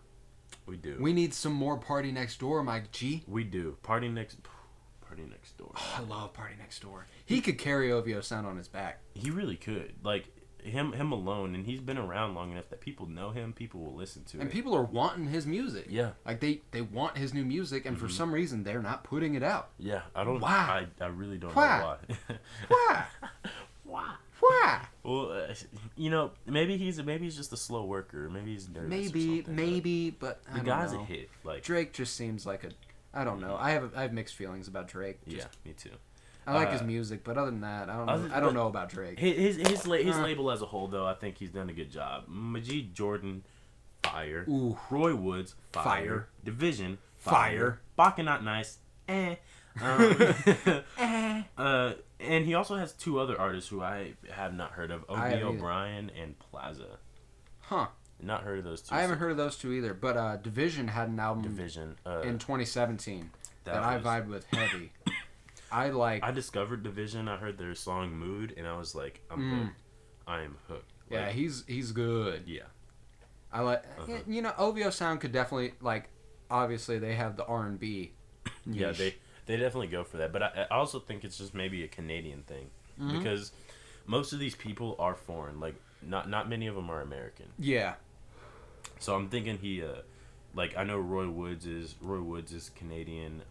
Division is Canadian. Baka Not Nice is obviously English. I'm not sure about Plaza and O.B. O'Brien, but I don't think Majid Jordan is American either. He might be, but if he is, it's him and Party Next Door that I know for sure are American. So I like the diversity that Drake's going for here. I do too. But also, like, it's relatively contained. Like they can all like I can see each of these artists collaborating with each other. Oh, at any point. Yeah. And that's what's awesome about the labels that find a niche, like Dreamville. They can collab and it's always going to be good. Top Dog can collab and it's always going to be good. Exactly. OVO, anytime that they get Division and Party Next Door on a track together, it's going to be fire. Majid Jordan appears on Hold On, We're Going Home with Drake. He does. And that shit and that was the first time I ever heard Majid Jordan, and that was really good. Yeah, no, he's good. He knows how to. That guy's got the pipes. And that's how, and that's you could argue that's how good music is in a lot of ways too, because I know that even with Francis and the Lights being way different than anybody else on that label, anytime Francis and the Lights collabs with somebody, I always love it. Oh yeah, me too. I always love it. Like Kanye and Francis, when they team up, it's always good. I mean, anytime Ye and Push get together, it's always going to be good, dude. They made one of the best songs of all time together, so Run Away From Me, baby.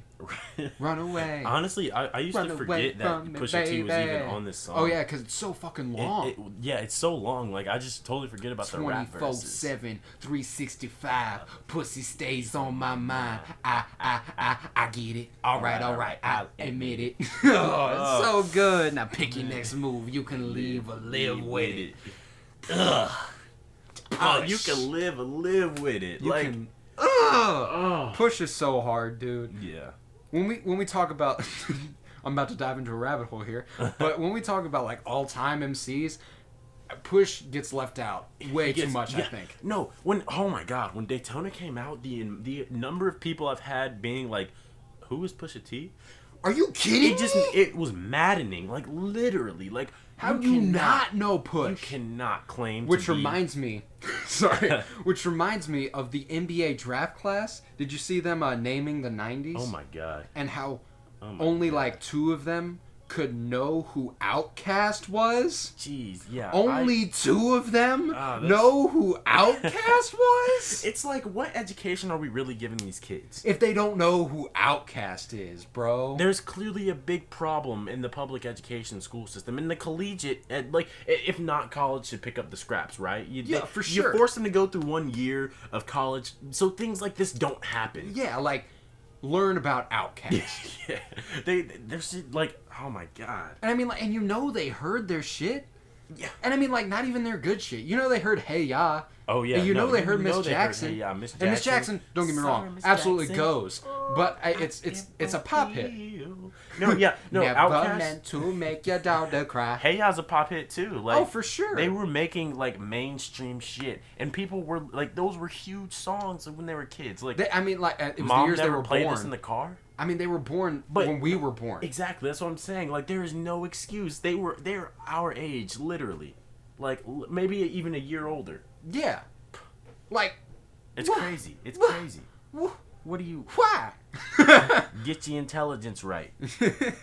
Get your numbers up. But let's go on to another label. I mean, you got Atlantic.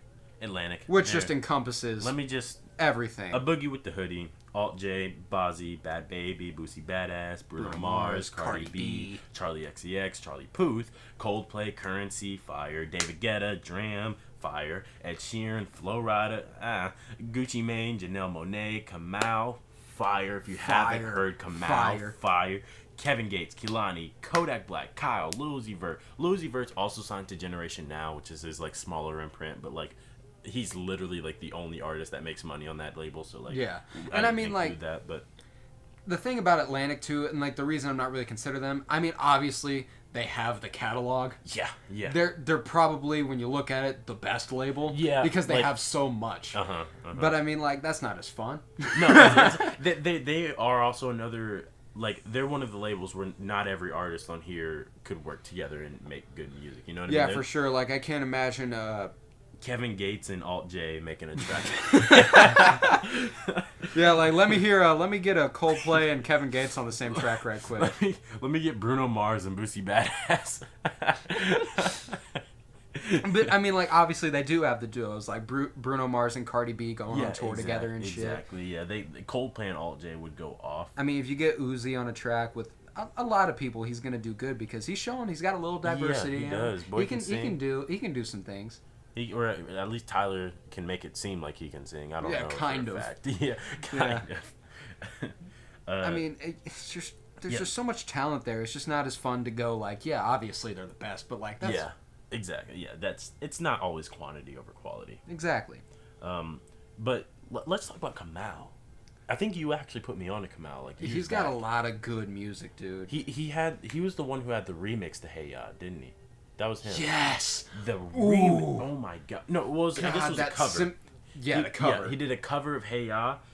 Oh my god, this dude has the pipes. Like it was all like it was a video that he did where there was all live instrumentation happening, and he's just singing, and like he like gives you the song in a completely different light, which isn't always something that like most artists can do with the cover. Like they either do it worse or they just like do it bad. Or, like, they do it worse, they do it bad. Covers are generally frowned upon. Yeah. And the only place I've been able to find this cover is on SoundCloud.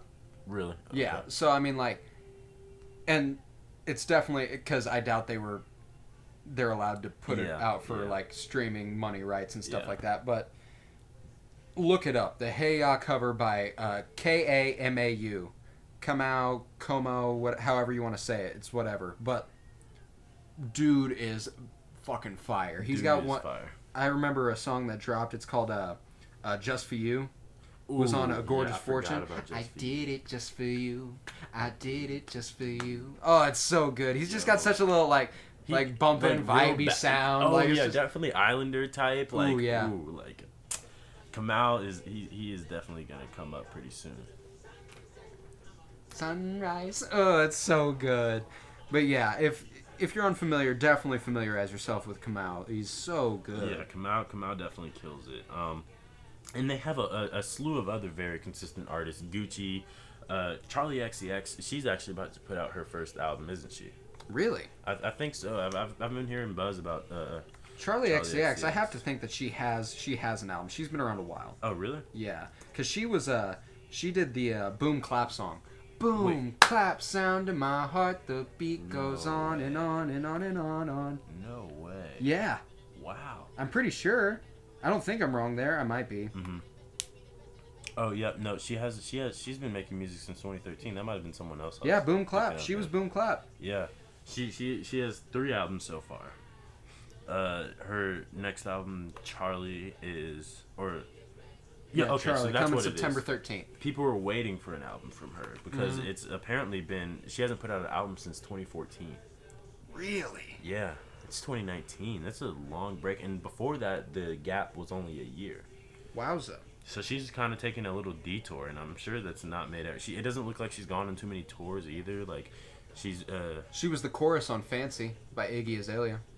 I'm so fancy. Damn, yeah, her voice is so good. She does have a good voice. Yeah, it's super unique. Like that's like one of those voices where like I could see myself marrying a girl based off of that voice. Like, oh, dude, I would just hear that and be like, every time I hear Rihanna on Too Good on Views, bro, don't even get me started on Rihanna, dude. Rihanna. We will just send like tweets back and forth of pictures of her, like literally, just like look at this. Let me bless you. Hey, look at this. Look at this right here. Look at this. Rihanna, bro. Yo. Rihanna. I love Rihanna. Okay. So the next one that we had was Def Jam. Def Jam. Def Jam. Obviously, we talked a little bit about their industrious history. You know, they're anything. They're established. Rick Rubin puts his hands on anything, it's gonna be great. It's gonna be fire. This was originally Rick Rubin's like brainchild. Like, oh yeah. He obviously let go of the reins because he didn't want it to come into. I don't know if he actually knew this, but he didn't. He when it came time that Def Jam became like so big that like they had to like just it was like getting really big, and it was Russell Simmons and Rick Rubin running it, and they just weren't working together like too well, but they were super good friends. And in an interview, Rick Rubin said that I didn't want to compromise my friendship with Russell Simmons over this company, so I told him like one of us has to leave, and then Russell said I don't want to leave, so Rick said all right, fuck it, I know I can do this, I'll leave. Yeah. He said, and he went and started Columbia Records, which is another huge art, like, label now. So Rick Rubin is the guy. I'm telling you, bro, the guy. Man, look at this line. I mean, you have Alicia Cara who teams up with Logic. Mm-hmm. Oh, and I'm sorry, we skipped out on this with Atlantic, but Janelle Monáe, Kansas City native. Janelle Monáe, yep. Whew. Janelle Monáe, Dirty Computer last year, Album of the Year nominee. Yep. She deserves all the shine you can possibly give her. Really She's does. Constantly putting black excellence. Oh, on. Yes. She's amazing. She is. She's so unique. That's what I love about her. She just does what the fuck she wants.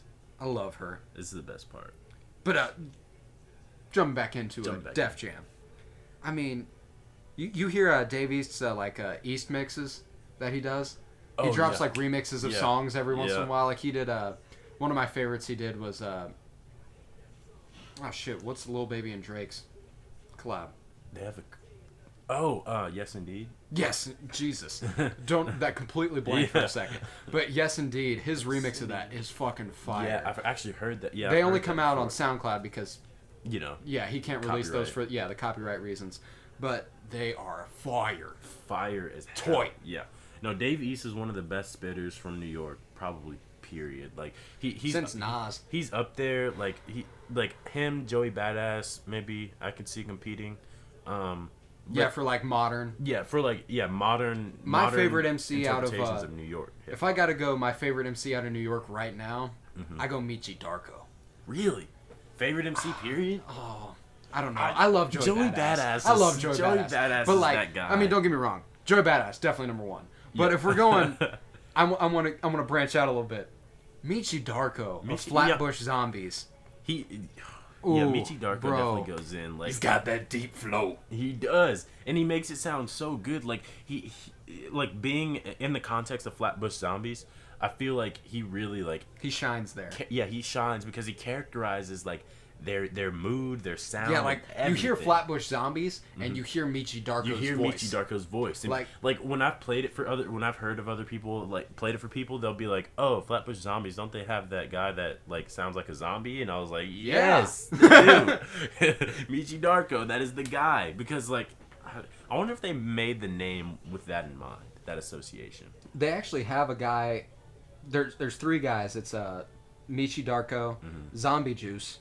Okay. And someone else. I can't remember the last guy's name, but dude, Flatbush Zombies is probably my favorite rap group out besides Brockhampton. Oh yeah. I mean, I wouldn't even categorize Brockhampton as rap. Yeah, they're just all over the place. They're pop too, actually. Eric Ark Elliott, that's the other guy. Oh, okay. Who is prominently a producer, but he also obviously will hop on a beat and he kills it. But dude, Flatbush Zombies is so good. I wonder what they're under. They, I don't know, actually. I'll look it up. They are... Gosh. They're so good. They've been going on for a while. They're on they're on Glorious Dead Records, which is kind of something they built. Oh, okay. But it's a subsidiary of Warner. Oh, okay. That makes sense. Which is encompassing a lot of labels we talk about. A lot of these labels. Yeah, they're really incredible too. I didn't actually listen to them seriously until Vacation in Hell. Vacation in Hell came out. I didn't really either. That was the first release of theirs that I was anticipating. I was excited for it, but I hopped on some of their older shit too. Yeah, no. One of my favorite of their old songs is "Bounce." I know you've heard "Bounce," right? Mm-hmm. Of course. "Bounce" that's the shit. 3001, A Laced Odyssey. A Laced Odyssey, that album. Ooh. Yeah. I've gone name. back and listened to it since The then. name itself is fucking dope. A Laced Odyssey? Yeah, like, oh man, that in like the cover art and everything just comes together, like, really. Oh, and the homage they pay to Jimi Hendrix with the cover art of Vacation in Hell. Yeah. Have you seen that? Yeah, I have. Oh, so it's like literally a picture that Jimi Hendrix once took, but they recreated it. Yeah. So cool. And one of the best songs on Vacation from Hell or in Hell was Facts. Oh, with Facts. Jadakiss, who is also signed to Def Jam. Like, Jadakiss is that song. Facts. Like, I love how they're just like saying, like, it took me a couple listens before I realized what they were really doing with that song. They were just like saying things, and then after that they're like facts, like more facts, and things that you would normally say like in real life. Someone said that, you're like facts. Yeah, that's just what they were doing. Yeah, like that's a crazy concept for a song, and they pulled it off really well. Like some real like hard type shit too. Like. And and then Def Jam, they also got Vince Staples. This was the one that surprised me the most, actually. Really? Because I didn't, like, really, Vince Staples and YG, because I don't really see, like... I don't get the Def Jam vibe there. Yeah, I don't get the Def Jam vibe there, but that's one of the best parts about Def Jam, is that they have these radically different artists. Like, they got these super and they can bring them together really well. Yeah. They got, like, East Coast guys, like Logic. Dave East. And, like, Nas, and then Dave East. Yeah, Fabulous, too.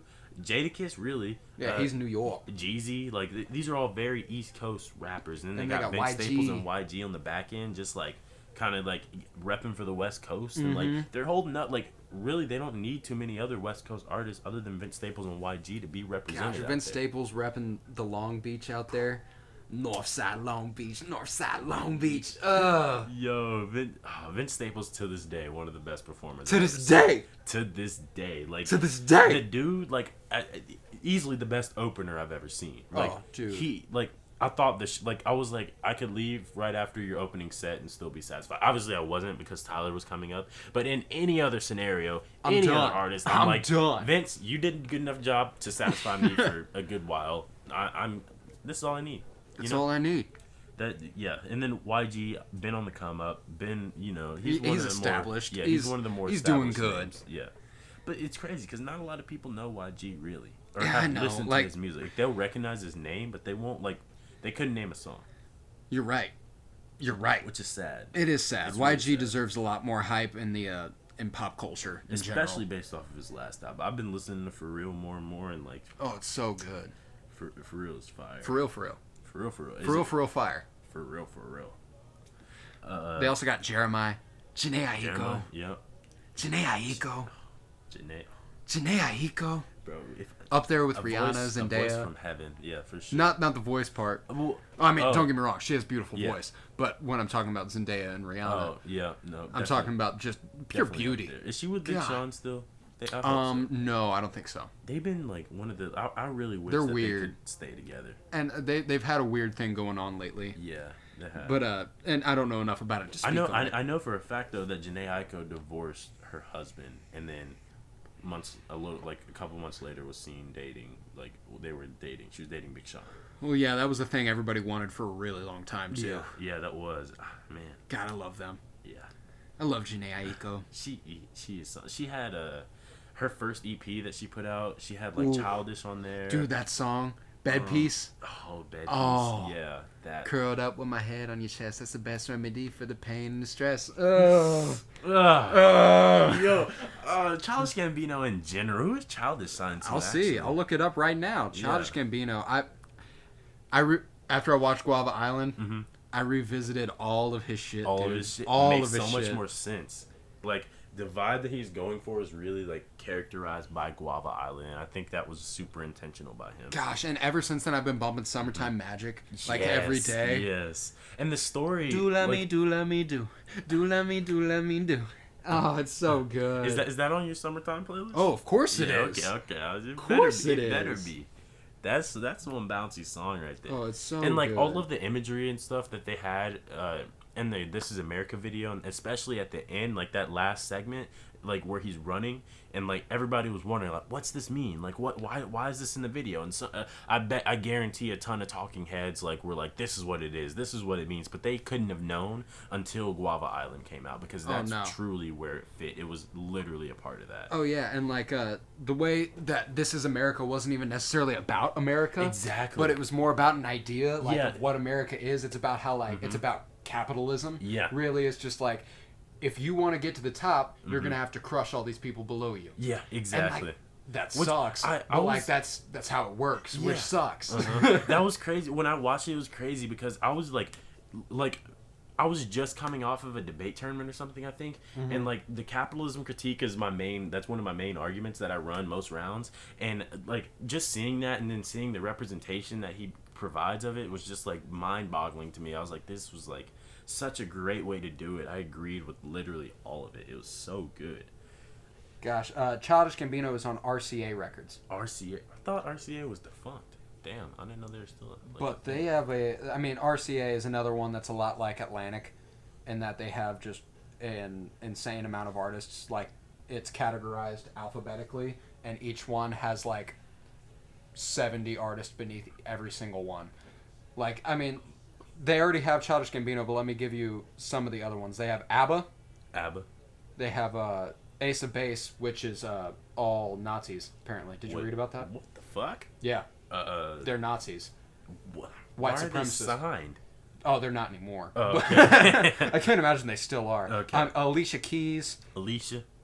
God, just so many like huge names. Aretha Franklin was on RCA. Damn. ASAP is under RCA. Just so many huge names. Yeah. Hall & Oates. Like Hillary Duff. Ooh, Hillary Duff? Jeez, y'all were really tripping back then, weren't you? Fergie. She's alright. Rockets red glare. Bro, she did that so bad. I love how like that happened, and like nobody got mad at the Warriors or the Cavaliers for laughing. And they were all just obviously, like, because they've been to a lot of home games. They've heard a lot of renditions of that song, and just like the only thing you can do when you hear that rendition is just laugh. Like, it's just. And the way that Fergie's husband was like, the Warriors should apologize. Yeah. And they came out with that video of like a remix. Oh, yeah. And they were all dancing in the locker room to it. Here's your apologies. That was the best thing the Warriors did ever. Oh, yeah, no. The Warriors are a good group. I really hope they don't implode. Collapse. Yeah. It is really sad finals for them, though. Oh, yeah. And I talked about that last week a lot. Yeah. But let's go on to Interscope. You got Juice WRLD, who grew insanely fast. Oh, yeah. One of the biggest jumps to fame I've ever seen. Mm-hmm. He just, like, he released what? All Girls Aren't the Same. Yeah, All Girls Aren't the Same, and, like, from then, people knew. They're like, yeah, this guy's... And he's fucking good, dude. I love his music. I think he's actually legitimately talented. So, his last album, I didn't love. Death Race to... What was it? Death Race. Death Race for Love or something like that. Yeah. I wasn't a huge fan. I liked his first one a lot, though. Yeah, his first album, though, was, like, point on. Like, I felt like I was getting his core roots as an artist, really, with that album. Like, for sure. Like, I don't want him to keep making music like he made on that album, but, like, for a starting point, really damn good. Oh, yeah, for sure. He had a lot of great songs. The remix he had of So High by Wiz Khalifa. Or it was it was like the beat was the same, but with a couple alterations. Ooh, that was something. Like, he has you might want to add that to your sometime playlist. Actually, I gotta listen to it again. Yeah, but then we got Black. Both his albums so far, Free Black and East Atlanta Love Letter. Free Black had another incredibly fast rise to fame, too. Yeah, and that's something that I'm noticing looking at this list now. I mean, they got Juice WRLD, Black, and Billie Eilish. Yeah. Billie Eilish didn't release much before she blew up. Yeah. Black didn't release much before he blew up, and Juice WRLD didn't release much before. And DaBaby either. Yeah. Like, these people all, like, I don't know what it was, but Interscope apparently is really good at growing their artists they are. Like that. And, like, I feel like they're picking, like, the artists who are, like, the startup artists who are legitimately good and who have, like...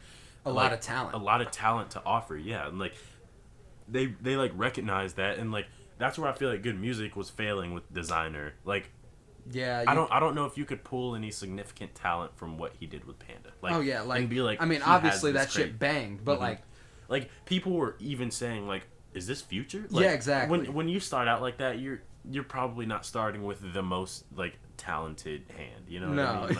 Like, When you're starting with, is this Future? You're automatically at a disadvantage.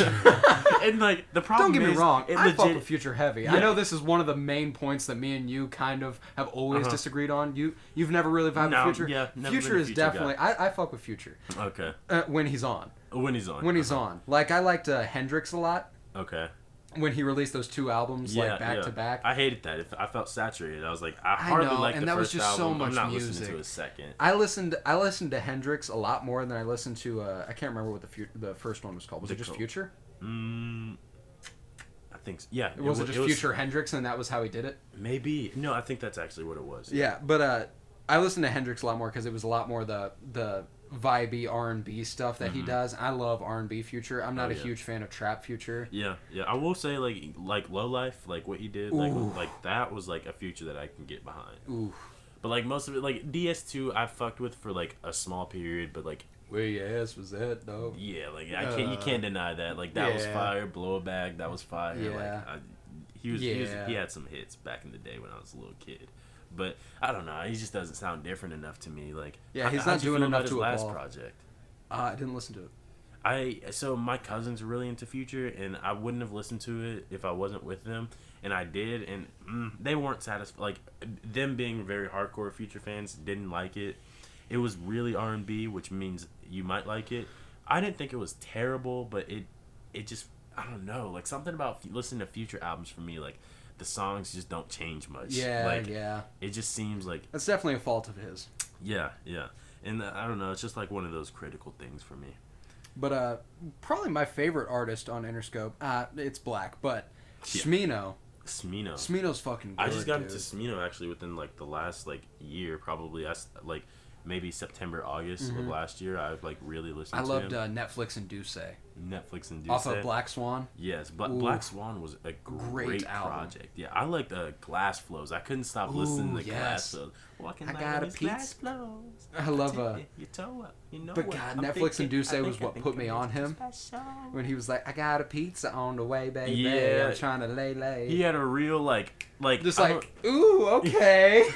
like I can vibe with the this. one where like the guys are outside singing to the girl dancing around. Like, oh my god, like it's such a really like distinctive vibe. He's actually a St. Louis native too. Yeah, and we talked about that a few weeks ago with him, No Name, and Saba all being like coming up together and like making shit together, and I think that's really cool. We're seeing a lot more of that lately. I feel like with all these people who like came up together, putting each other on. Yeah. And we're at a place in music where like they have the power to do that because people are discovering music in such wherever they can. Yeah, exactly. Like, and that's that's one of the good things about the current landscape of music. How everyone's always looking for the new thing. And you have 24/7 access to it. Like, exactly. You can just like go on your phone, turn it on, listen. Like it's that easy. It's never been that easy to listen to music. Yeah, and that's why I think like obviously the fault is like with everybody looking for the new thing. Nobody gets to appreciate things for an extended period of time. Yeah, that's true. But the good thing, like I said, is that we're always looking for the new thing. Yeah. So we find the new thing. Exactly. You know? Yeah, that's. I really fuck with Smino. His even his last album, Noir. Like, so that was a really weird thing for me because I listen, like coming off of Black Swan, I had just been binging that album essentially. Like I listened to that a lot, and then Noir came out, and it was really different. It was so a lot. At first, I wasn't like into it. Yeah. But I remember a couple months after that, you were like, you texted me, and you're like, bro, I've just been listening to Noir, and like that shit actually goes. So I went back and listened, and I was like, yo, this shit does go. What the fuck? Yeah, and like I wasn't like a huge fan at first because of it being so different from his first thing, and that's what I expected. That's what I wanted. That's what I wanted. Yeah. But that's completely contradictory to what I'm usually about. Yeah. I'm usually about like I love it when artists evolve. Yeah, so exactly. when I get to go back and appreciate that, I'm glad I could. It just takes a little time. Yeah, it does. It's like it was definitely one of those albums that grew on me. Yeah, for sure. Yeah. I love the first song on that, Covert. Oh yeah, Covert is so good. And you got Tequila Mockingbird. Yeah. Ooh. He's so good. I love Smino. He put together 2 really good albums. Gosh. So those are the big labels, big labels, names, but yeah, big labels. Me and Tavares are obviously pretty biased towards Dreamville and Top Dog. Yeah, no, that's 100% bias. I recognize that.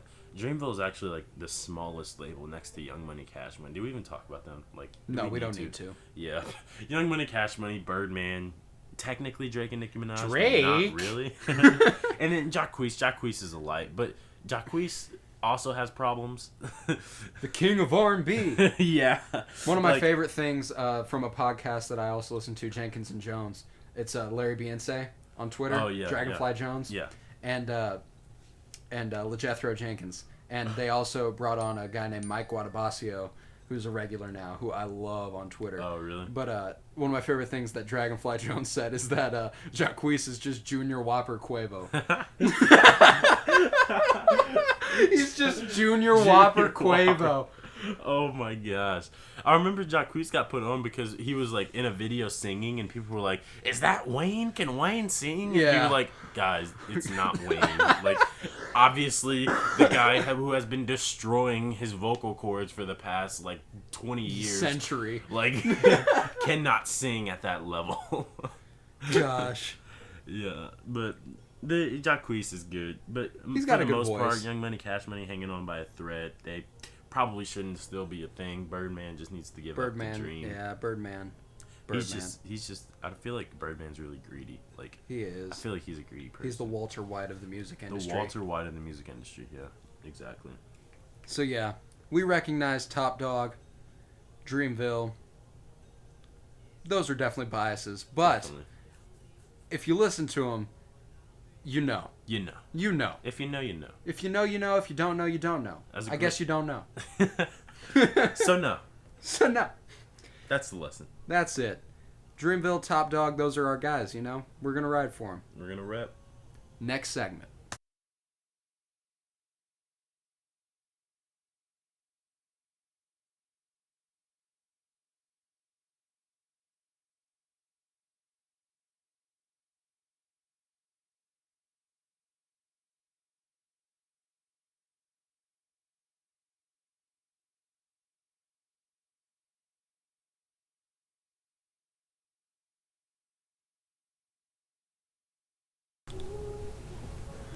We're back.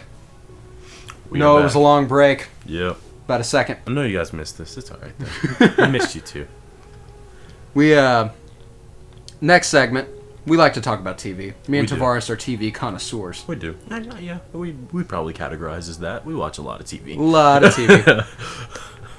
And I wanted to take a moment to talk about recently watched and currently watching television series. Yes. So, Tavares, let's start with your recently watched. You had a lot to say about a couple. All right, so far this summer I have neglected all of my duties and managed to get through all of 2 series and most of another. So let's start with 3%. So had you heard about 3% before? I had, and I'd clicked on it multiple times to try and start it, but due to it being in Spanish with an English dub, it was too annoying for me to watch. Yeah, no, it is super annoying, but like. So I bared with it, and getting through that show was one of the most satisfying things that I've done. Like that was one of the shows that you just can't stop watching. Yeah. And it's due to the nature of how it's of the storyline, because it's like, think of Hunger Games, but in a super think of Hunger Games with the politics of House of Cards, for example. Oh damn! It's all like right. that, and it's like they really get deep into like why the system is the way that it is, and why it's so fucked up. So the idea of 3% is that 3% of the population, or I guess everyone in the current area where they live, lives in basically destitute poverty. Like everyone is struggling. Like there's no way out of it, and it's because they don't have any technology. This becomes a bigger point later in the series, but every person who can, when they turn 21 or 22, goes through this trial that they call the process. That's and dope. The process weeds out over 1,000 applicants each year to 3%, and those 3% get to go to this place called the offshore, where you basically live life in paradise, because their whole thing is merit. It's a meritocracy. So whoever whoever shows that they're worth the most gets to do it. But the problem is that this process is extremely brutal and it's mostly random. Like it's like they try to cover it up and say it's only for those who are worthy, but there's some things that people don't have control over. They're asked to do tasks that are mostly impossible, and it's like if you don't get it, you're out. And it's like super brutal, but it's also that they can uphold like the resources that they have for those 3% of people, so that they can always have access to food and water and everything else, because they don't have enough to provide for everyone. So it's really fucked up, but it shows how they basically break up how they take it over, and well, not necessarily take it over, but try to stop this process, try to stop the offshore, and like reducing people down to like what they're quote unquote worth through these series of like arbitrary trials. So it's a super interesting show, and in that sense it's a lot like the Hunger Games, but it gets very political. And it's a very adult take on like these sort of like childish things that we would normally make into movies like Hunger Games or books like Hunger Games. Yeah. That's pretty dope. That sounds really cool. I might have to actually give it a shot. Yeah, and my favorite thing about it is that it's written a lot like a novel or something. Yeah. I thought for like watching through the first season that it was based on a book. Yeah, I thought it was based on a book the whole time, and I finally looked it up, and it's not. It's just the show. Like that's really interesting. Yeah, it's super good. So that's one of them recently watched. Definitely recommend if you're into like young adult type books now, and I don't know like what age most of our listeners are, but I'm assuming you're old enough to watch TVMA. They're about us. Yeah. They're about our age. So like if you're looking for an adult take on something like the Hunger Games, I definitely recommend 3%. It's an amazing show. Well, then I guess I'll have to give it a shot. Yeah. I'll go into so let's get into yours. I'll go into my one that I finished yesterday. Damn. I talked about this pretty highly last week, but I was only 4 episodes in. Barry on HBO. I was only 4 episodes in when I talked about it last week. I finished the 2 seasons that were available, and dude, the first 4 episodes, I don't think I did it enough justice last week. Oh my. It's not usual, like it's not typical that most shows get better like that, like. And like, so the first 4 episodes, you're really getting to know the characters,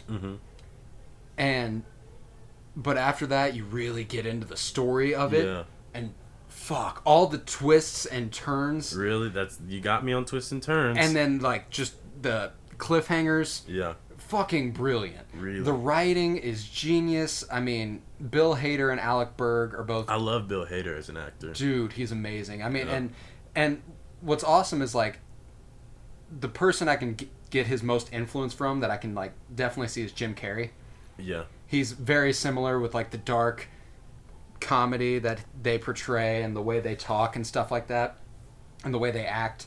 But like I said last week, you give me this idea of a hitman from Cleveland, Ohio, moving to LA and he wants to be an actor. Nah, I'm good. Yeah. But this, bro, that's what I remember seeing like the ads for it and being like, it looks like it could be interesting, but it doesn't look like it's it's up my lane. The only reason I was intrigued is because I fuck with Bill Hader. Really? Yeah, and like, dude, just the way they analyze just human nature in general, and the way people can change, or the nature that people have to not change. Yeah. Like the way they just analyze, it's like a character study. And it's fucking brilliant. That's why I think like that was one of Breaking Bad's strongest points was absolutely. that it was largely like them just examining characters throughout the episodes, which is like if you do character development right, that's the key to a good story. Like it truly is, and I think like if you get that down, it just makes the show a lot better. And you add in like an interesting and compelling plot with like twists and turns, sounds like something I'd be interested in. And what's awesome is like the way Breaking Bad, you know how Walter White was just a really complicated character. Very. Like you wanted to root for him, you wanted him to pay off, and then there was a point that came where you're like, all right, yeah, I can't. Yeah, exactly. We haven't reached that point with any of the characters, I think, so far. But it's almost like every character in the show is kind of like that. Really? There are aspects of everybody that you're like, oh my gosh, I love this. Yeah. But a lot of them are you're just like, God, you kind of suck.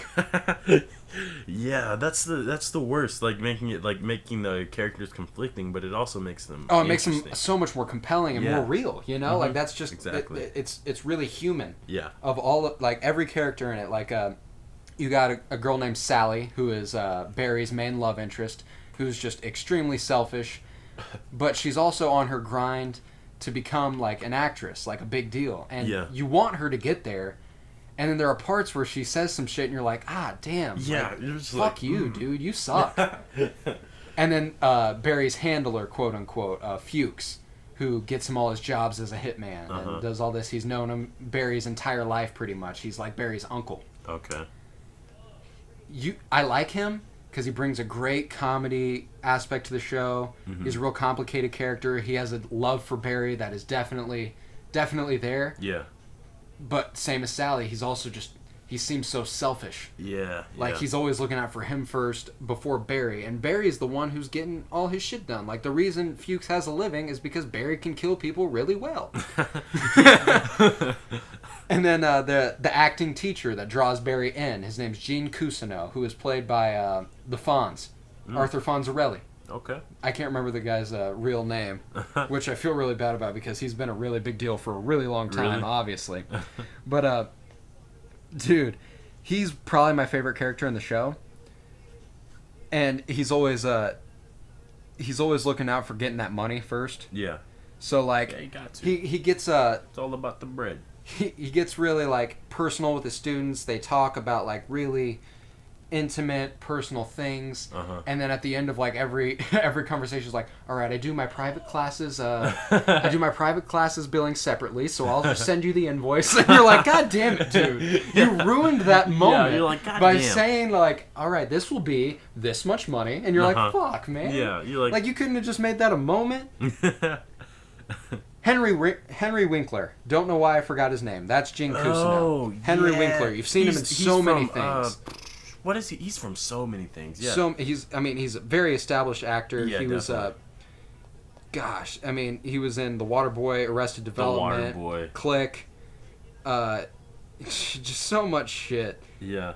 And dude, Barry though. Barry. I need to check that show out for sure. You absolutely do. And it's hard to get behind at first because the first 3 episodes are pretty slow, like I said, because you're really getting to know the characters, but it is absolutely worth the payoff of everything that happens. Like in episodes like 6, 7, 8, I couldn't look away. Like I had to keep watching. Yeah. And I love shows like that. It's just amazing, dude. HBO is constantly coming correct with HBO knows all what the best. The fuck they are doing. All the best shows. They definitely know what they're doing.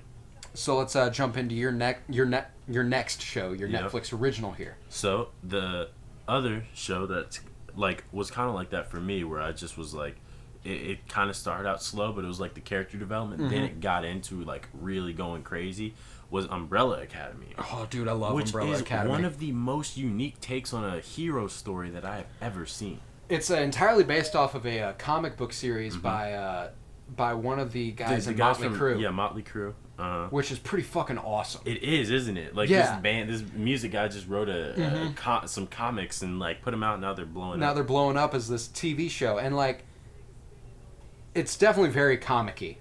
Like it's super you definitely get the comic book vibe, so it seems a little cheesy and corny at points, but dude, it's good. But it's still very adult at the same time. Oh yeah, exactly. Like, girl gets her neck sliced. Like, jeez. Yeah, it's pretty graphic at some points. Yeah, no, it definitely is. But just the way that they can develop the characters as they are, and it's only been 1 season. Yeah, 1 season. And you're already super attached to a lot of these characters. Yeah. And one thing I think the show definitely could improve upon is love stories. I don't think they do a very good job with the romance aspect. They seem too formulaic. Yeah, like they're like, all right, these are like, I think the way they looked at it is like, you're just supposed to know that these two have loved each other for a long time. I'm talking about the adopted brother and sister here, which is weird. But well, I can't. It's really complicated. It is complicated. And like I want to root I for them. see them together though. They don't seem like a likely couple at all. I don't either. And like and that's the point like that I'm trying to make here is like they definitely could have developed that romance a lot better. Yeah. But if you ignore that, it reminds me a lot of the Daenerys Jon Snow. How you were just supposed to know they were supposed to be together. Yeah, exactly. And that kind of sucks. You should have let me get there, develop that for me.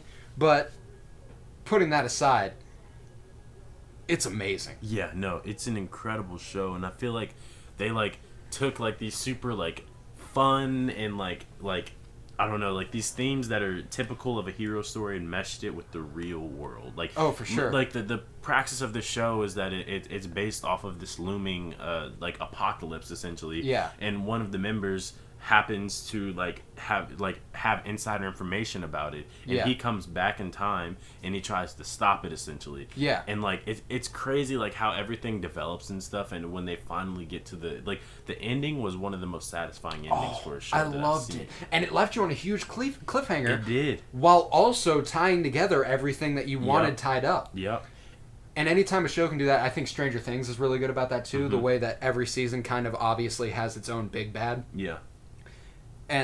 But they tie up the story really well at the end of each season. Yeah, exactly. And I think that's the strongest. That's probably one of the strongest points of Umbrella Academy. Just like they paid off everything super well. They kept it contained relatively a lot of the season, and now like next season, not to spoil anything, but I think we're gonna get to like see a different part of these characters that is still gonna be super unique, super different from season 1, and still super interesting. Yeah, I'm really excited for it. Yeah. The next show that I have here on my list is Euphoria, which is obviously only one episode in. Yeah. But the second episode premieres tonight. We're recording this on Sunday, June 23rd. The next episode's tonight, which I'm very excited to watch. Yeah. But it's a really, really the most aesthetically pleasing show I think I've ever watched. Really? Oh, bro. I feel like Zendaya, she knows how to make some TV. She's been in enough films. I mean, movies. she got Shake It Up. Shake It Up. But this is not Shake It Up. Let me warn you. You are getting into some intense shit if you watch Euphoria. Mm-hmm. Like, it revolves around a character named Rue, played by Zendaya, who just got out of rehab. She got out of rehab after an overdose. Oh, she went into rehab after an overdose. Okay. She, from a young age, she was diagnosed with like anxiety, OCD, signs of depression. Uh-huh. So her parents were always on the lookout, kind of shielding her from those those things in her. Yeah. But they were always there for her, so she leaned on drugs. Mm-hmm. And it's really tragic, but God, it portrays her addiction really, really. What I feel is realistically. I haven't been around enough real life addiction to be able to tell you. Yeah. But, dude, it's one episode in and I'm like already like devastated by where some of these characters are like seem to be headed and stuff like that. Is it entirely a drama? Yes. Okay. There are definitely comical aspects, and you can tell it's gonna have a really broad scope. Like Zendaya is the main character, but there are a lot of characters that they seem to have lined up to be following. Yeah. Throughout the series. And HBO has proven they can do that time and time again, following all these different storylines. For sure. But it's a really interesting take on what high school is currently. Mm-hmm. It's a little dramatized.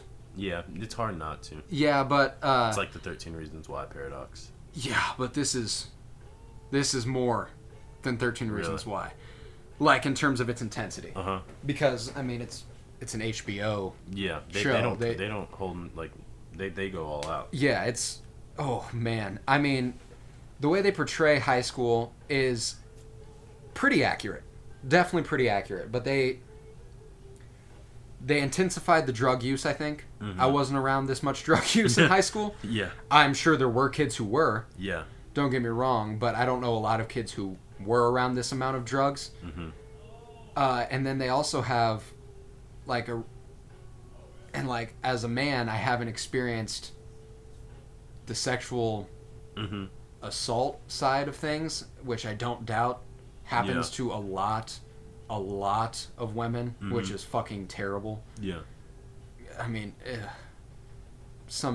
a lot of men, most men fucking suck. Men. God, I can't. This show, dude, it is an uncomfortable watch. Yeah, and honestly, it's probably more of a performance in that aspect, and it's useful to the end that it exaggerates and it like takes these aspects that maybe don't happen as regularly as they portray it, but it blows it up just to like so these things happen. Yeah, emphasize the point. Yeah, and dude, it is definitely an uncomfortable watch after the first episode, but I love it. I loved the first episode, and I look forward to the rest of the season they have. I was definitely planning on checking that show out for sure. Yeah, you'll have to watch the second episode with me tonight then. Yeah. The first and second episode. Oh yeah, for sure. Then me and you both, I finished Westworld, but you're currently working on it. I am, yeah. Westworld though. Westworld, bro. That is like fucking brazy. Something else, like entirely. Like how deep are you into season 2? I'm on like 4 or 5 right now. Okay, 4 or 5. So I'm like halfway through. Like it's like a lot of the plot right now. So it's like it's not as interesting, but it's like it's developing everything. You're about to get hit with a lot of shit, bro. And like I got hit in season 1 too. Like oh, dude, the last 3 episodes of season 1, you're like holy fucking shit. Yes, oh my god. Yes. What the fuck? I had to rewind multiple times and just be like, did I hear this right? Like, what just happened? Hold the fuck And like up. Westworld's one of those shows. Like I don't even do that with shows much. I usually can see it, get it, it's fine. Westworld, I had to rewind and make sure I was understanding. Yeah. Because like it's a very, very, very, very complex show. Oh yeah. Like everything from the characters to the storyline and to like they give you so many small pieces of this bigger plot and enough pieces you feel like to put it all together. But when they give you new information, it seems like holy shit, how could I not have seen that coming? Yeah, exactly. You're just like, what in the heck? How does this fit in? What does this mean? And it's like you're in a constant state of trying to figure out where this show is going. And that's the point of the show. Yeah. Like, you know how Game of Thrones grew into the show that was like theorized everything. Yeah. It's like you're not supposed to, but like you wanted to figure out what was going to happen. Westworld was built on that. Yeah. You were supposed to theorize and supposed to do all these things. Yeah. And you can tell, like, just from how it's written, because it gives you, like... It gives you it piece by piece. Piece by piece. And, like, I don't even want to spoil anything. Like you can't. Like, you have to watch it to get what we're talking about. Yeah. And I promise you, if you watch it, it will be worth your while. Yeah. It's... What, like the end of season 1, one of the more, like you said about Umbrella Academy, that, but like times 10. Oh, yeah. Was like the epitome of what television's like. I was just like should be, you know. Like, you feel like it, like at the end of season 1 that they tied up everything essentially. Oh. And then you start season 2 and there's a whole new like oh my god, it's like. And what's so cool is like obviously in Westworld the premise is that they've developed technology so advanced that you can be exported into this world with robots who seem so human that you kind of forget you're in a different world. Can't tell the difference. And the fact that, like, what I want to know and what I think they're heading towards in season 3 is, like, if they've developed this technology in there, what's the world outside of this like? That's the biggest question I've had since episode 1. They don't give you, like, a real, like, solid portrayal of the outside world ever because it's based around Westworld, which is this...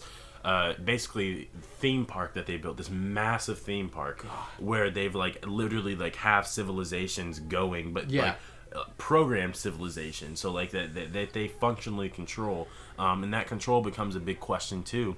But the themes of like, do humans even have control? Yeah, exactly. And like, what does it mean to be human is one of the like.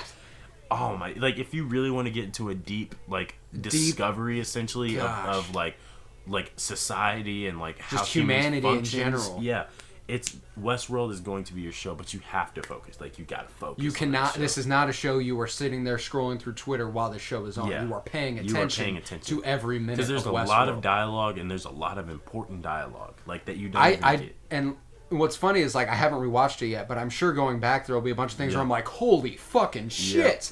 How did I not know that was coming? Exactly. Like, and they have like.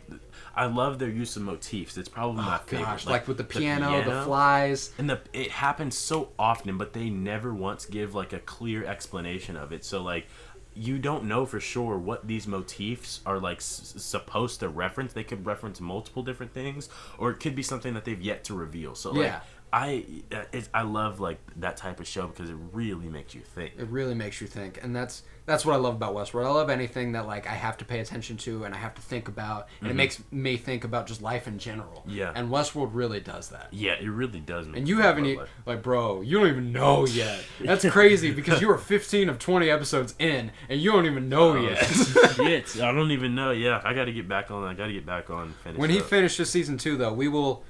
Warning, we will be doing a full deep dive with spoilers and everything. Yep. So. We will have to because I cannot wait to discuss it at length with him.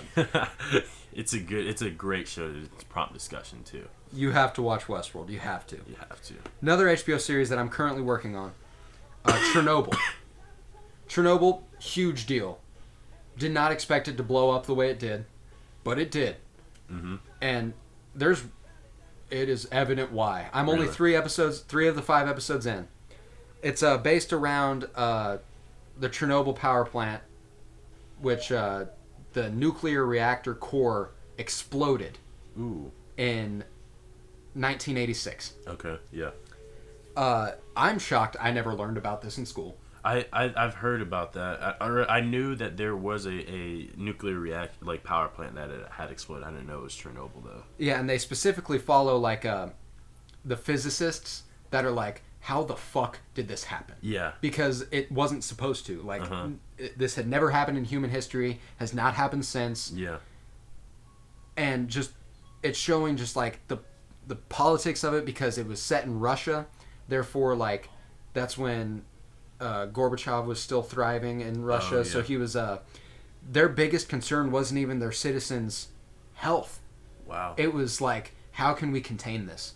How can other countries not know this is happening? Oh. And that's fucking horrifying. Yeah, that's terrible. And just watching it, I'm like, Jesus Christ, this is horrifying, and it just makes me wonder what shit has happened that I don't know about. Oh, what shit has happened that the world doesn't know about? There's tons. And just like the amazing show. Obviously, I'm only 3 of 5 episodes in, therefore I won't be diving into it too deep. But like, dude, Chernobyl. Yeah, definitely worth a watch. If you're into HBO too. Mm-hmm. Okay. If you're into history, you'll definitely appreciate Chernobyl for what it is. And you don't even really have to be into history if you are just looking for a show that's intense. The makeup design, the cinematography, everything about it is just fucking brilliant. Really?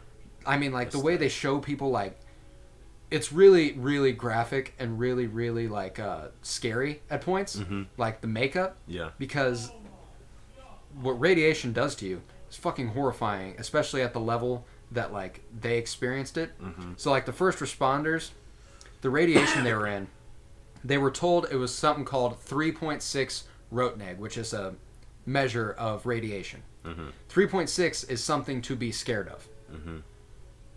They found out later that it was actually 15,000 Rotneg. Jeez. Like 3.6 was concerning for the entire city around it. Wow. It was 15,000. Oh my god. That's crazy. It's fucking insane, dude. They all died, I'm assuming. Oh, yeah. Yeah. Yeah, they're dead. Everyone who was there is dead. And, dude, I can't do it justice quite yet because I'm not finished, but it is brilliant. Yeah, that sounds crazy. I'll definitely have to check that out. And then currently, looking towards July 4th. Looking towards the future. I'm rewatching Stranger Things for like the 7,000th time. God, I love Stranger Things. Stranger Things is one of the best. Like the Duffer Brothers, or is it Duffer or Duffy? Duffer, I think. Yeah, the Duffer Brothers, man. It really amazes me like how they were able to do this as like one of their first real like concerted efforts at making a film or a TV show. Like Stranger Things was it. Like. It's something I'm pretty proud of. That I watched Stranger Things season 1 the day it came out. Really? No expectations. I saw it. I was intrigued. I clicked on it, and the beginning of the first episode, I was like, "Holy shit, this is fucking awesome!" Yeah, you're like, "Geez," because I love sci-fi. I love all that shit. But And what's cool is like the actors in it, they're kids. Yeah, they are. And they're brilliant. Mm-hmm. Like, they're brilliant actors and actresses. Such great actors for that. Yeah, actors and actresses. And, like, what's amazing is, like, the story obviously revolves mostly around the kids in it. But if you are an adult, you can still appreciate and love this show. Because, like, they also do a really good job of tying in, like, Hopper and Joyce Byers. Yeah. Like, their romance that's obviously budding. I know. Oh, I love it. I love it, bro. That has to I love happen. it, bro. Like, I've been saying that since, like, they first met up. I was like, yo, so you're single and you're They went to single. high school together. It's just been, like, building towards this the entire time. But then, my man, Bob. I love Bob. Yeah, I would have, like, if Bob, like... Bob. Rest in peace, Bob. R.I.P. Bob. Man, went out like a warrior, too. And he was that guy's a really great actor, too. He was in The Goonies. He's done so many great sci-fi things. Yeah, he was in The Goonies, Lord of the Rings. I mean, and just to add Stranger Things to that resume, he's doing great for himself. He is. And I watched the Beyond Stranger Things thing. Oh, yeah. Behind the story of it on Netflix. And he was talking about his death. He was like, I wasn't supposed to be in the show very much. Mm-hmm.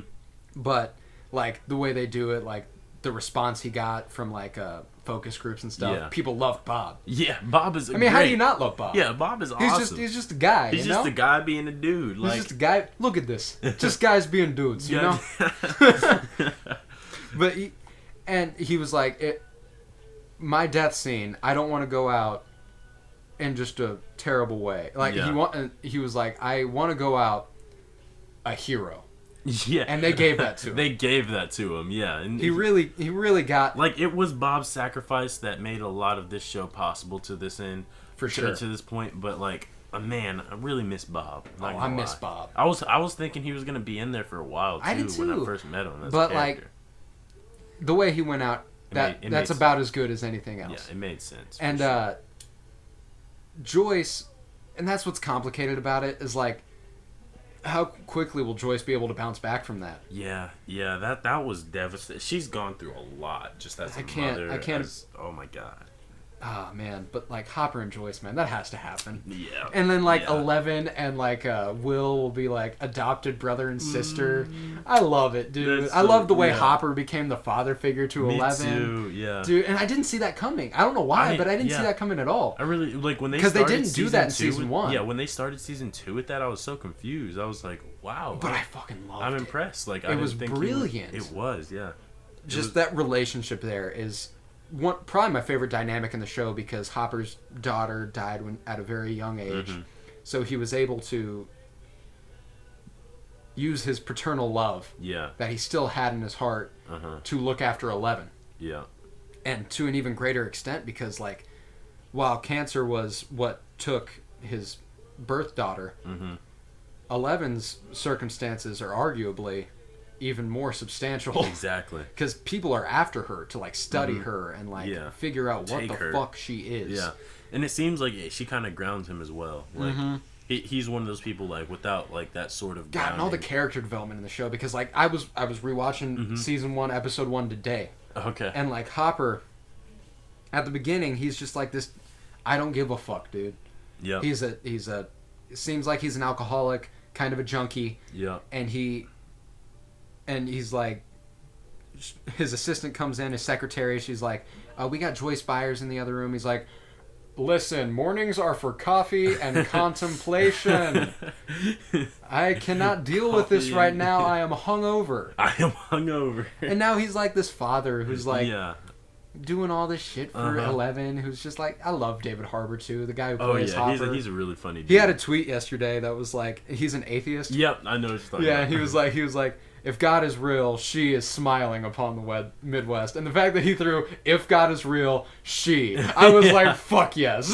That is amazing. I love you. God is a woman. Yes. That's amazing, man.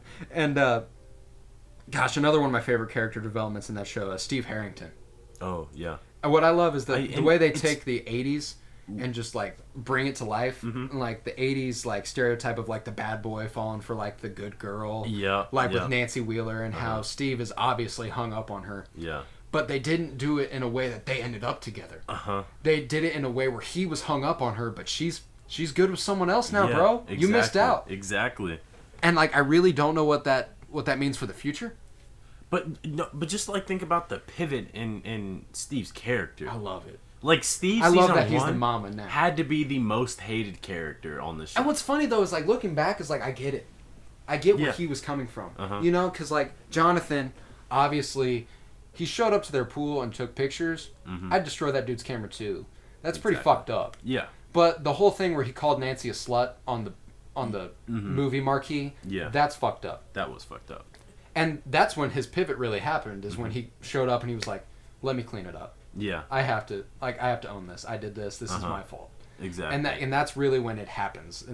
And I love that about Steve is that Yeah. like he's, and that's the thing you also got to consider is he's a teenager. Yeah. Yeah. Exactly. He's a teenager. Exactly. Like, he's gonna fuck up. Yeah. He fucked up in a pretty bad way. Uh-huh. Don't get me wrong, but But inexcusable. Like I truly believe there are lessons that you do not learn until you just have to go through it and learn it. Like you have to experience like the pain and the sorrow that you feel from it, and like the remorse, and then you'll be a better person. And season 2 was just that for Steve. Steve, absolutely. Like, man, season he was 2, like the my way he favorite was like, character. he was my favorite character Yeah. from season 2 easily. I have a shirt that's him and Dustin walking along the train tracks. Yes. That says Steve Harrington Babysitting Company.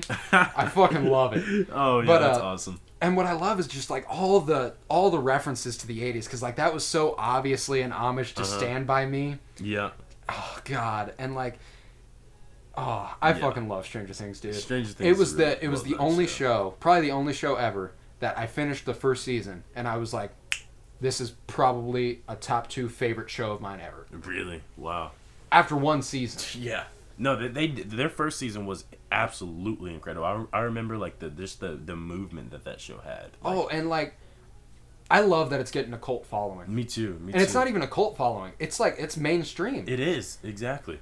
And like to an extent I like that, but I don't want it to go the same route that Game of Thrones did, the way it got mainstream and then like they kind of had to appeal to everybody more. Yeah. But Stranger Things, I think it happened early enough that they'll be able to work with it. Yeah. And I love that. I think so too. I really think shoot, what was I gonna say? Oh, I like that. I like this show especially too because of like just like its aesthetic. Like it has one of the best like it anything performs its vintage, aesthetic well. Dude, the 80s.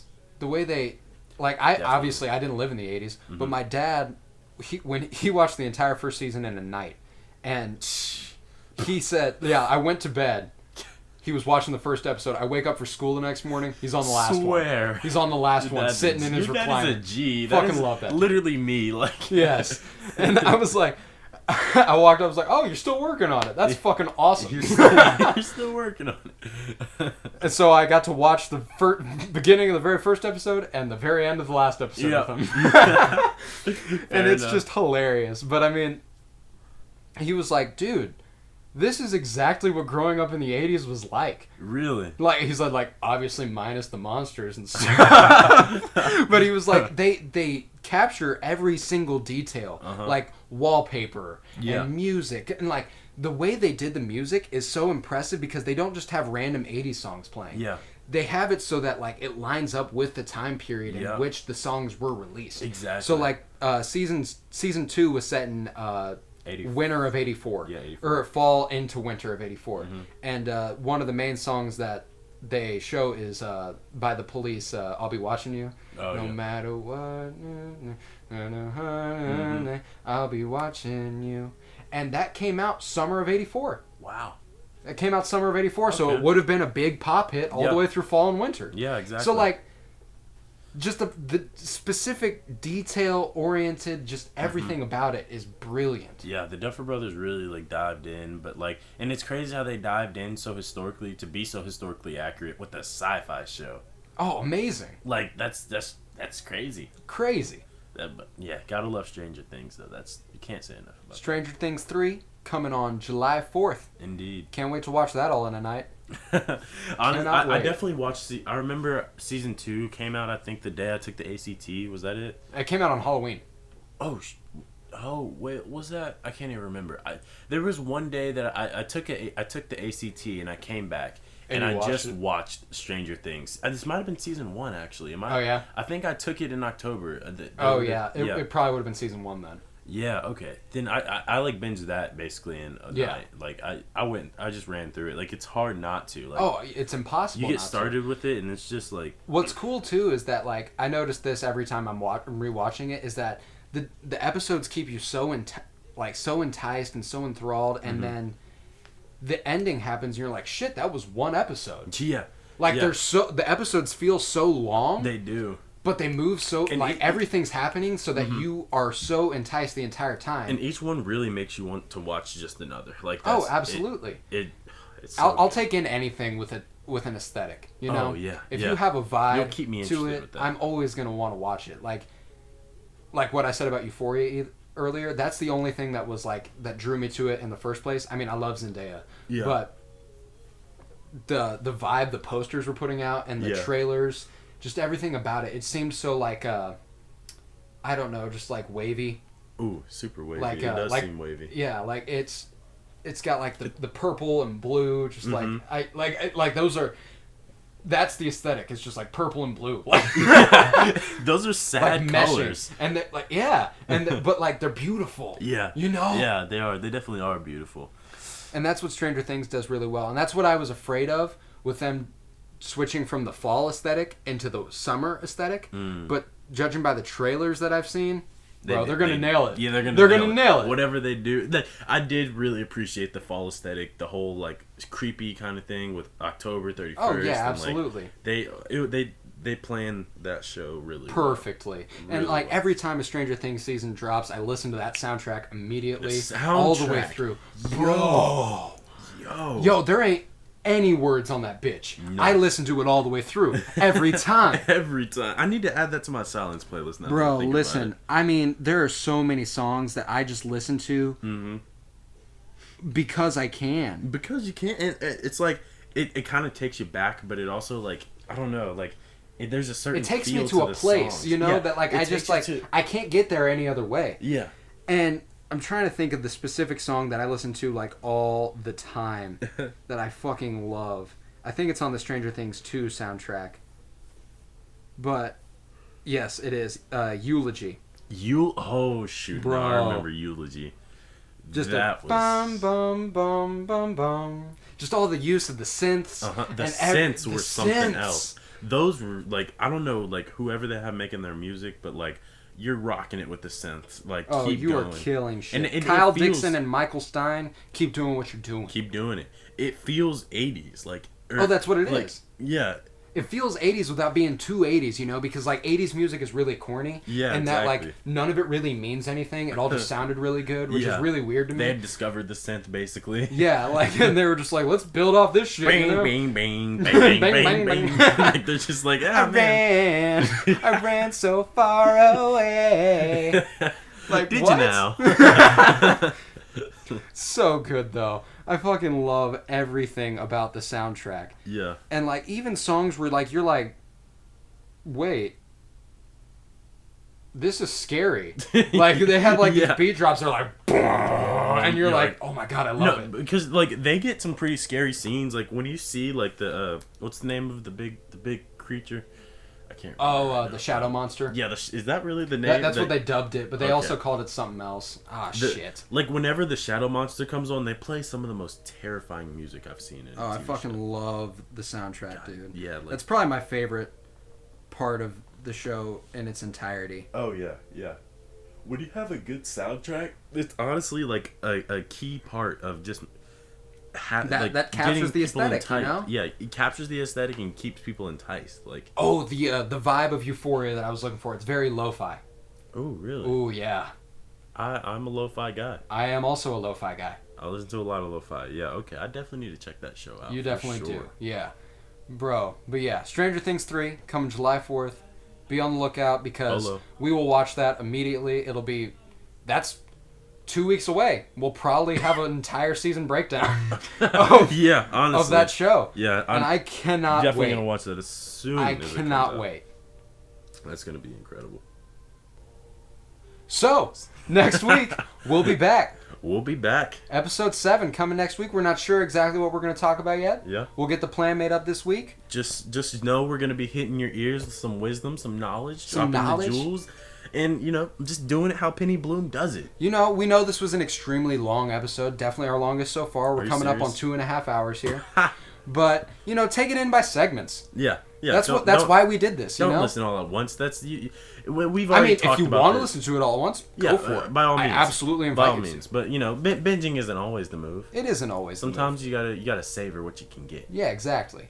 And we know we dive really deep into some things. We know we had a 50-minute segment, but it felt like 30. I swear. It felt so quick. We have so much fun doing this. We have so much fun just talking. Yeah. We don't even give a shit if you like our opinions. Yeah, honestly, I really don't. This is more for myself than it is for you. Kid Cudi, yeah, exactly. Kid Cudi said it best. He said, "I never really gave a fuck what people thought about me. I mean, I did, but fuck it." You know what I'm saying? And that's what it's all about here on the Penny Bloom Pod. That's what it's about. If you're not doing that, then what you doing? So we'll be back next week. Thank you for joining us. Thank you, Keanu Reeves. Keanu Reeves, peace, love, and positivity. Peace, love, and bloom.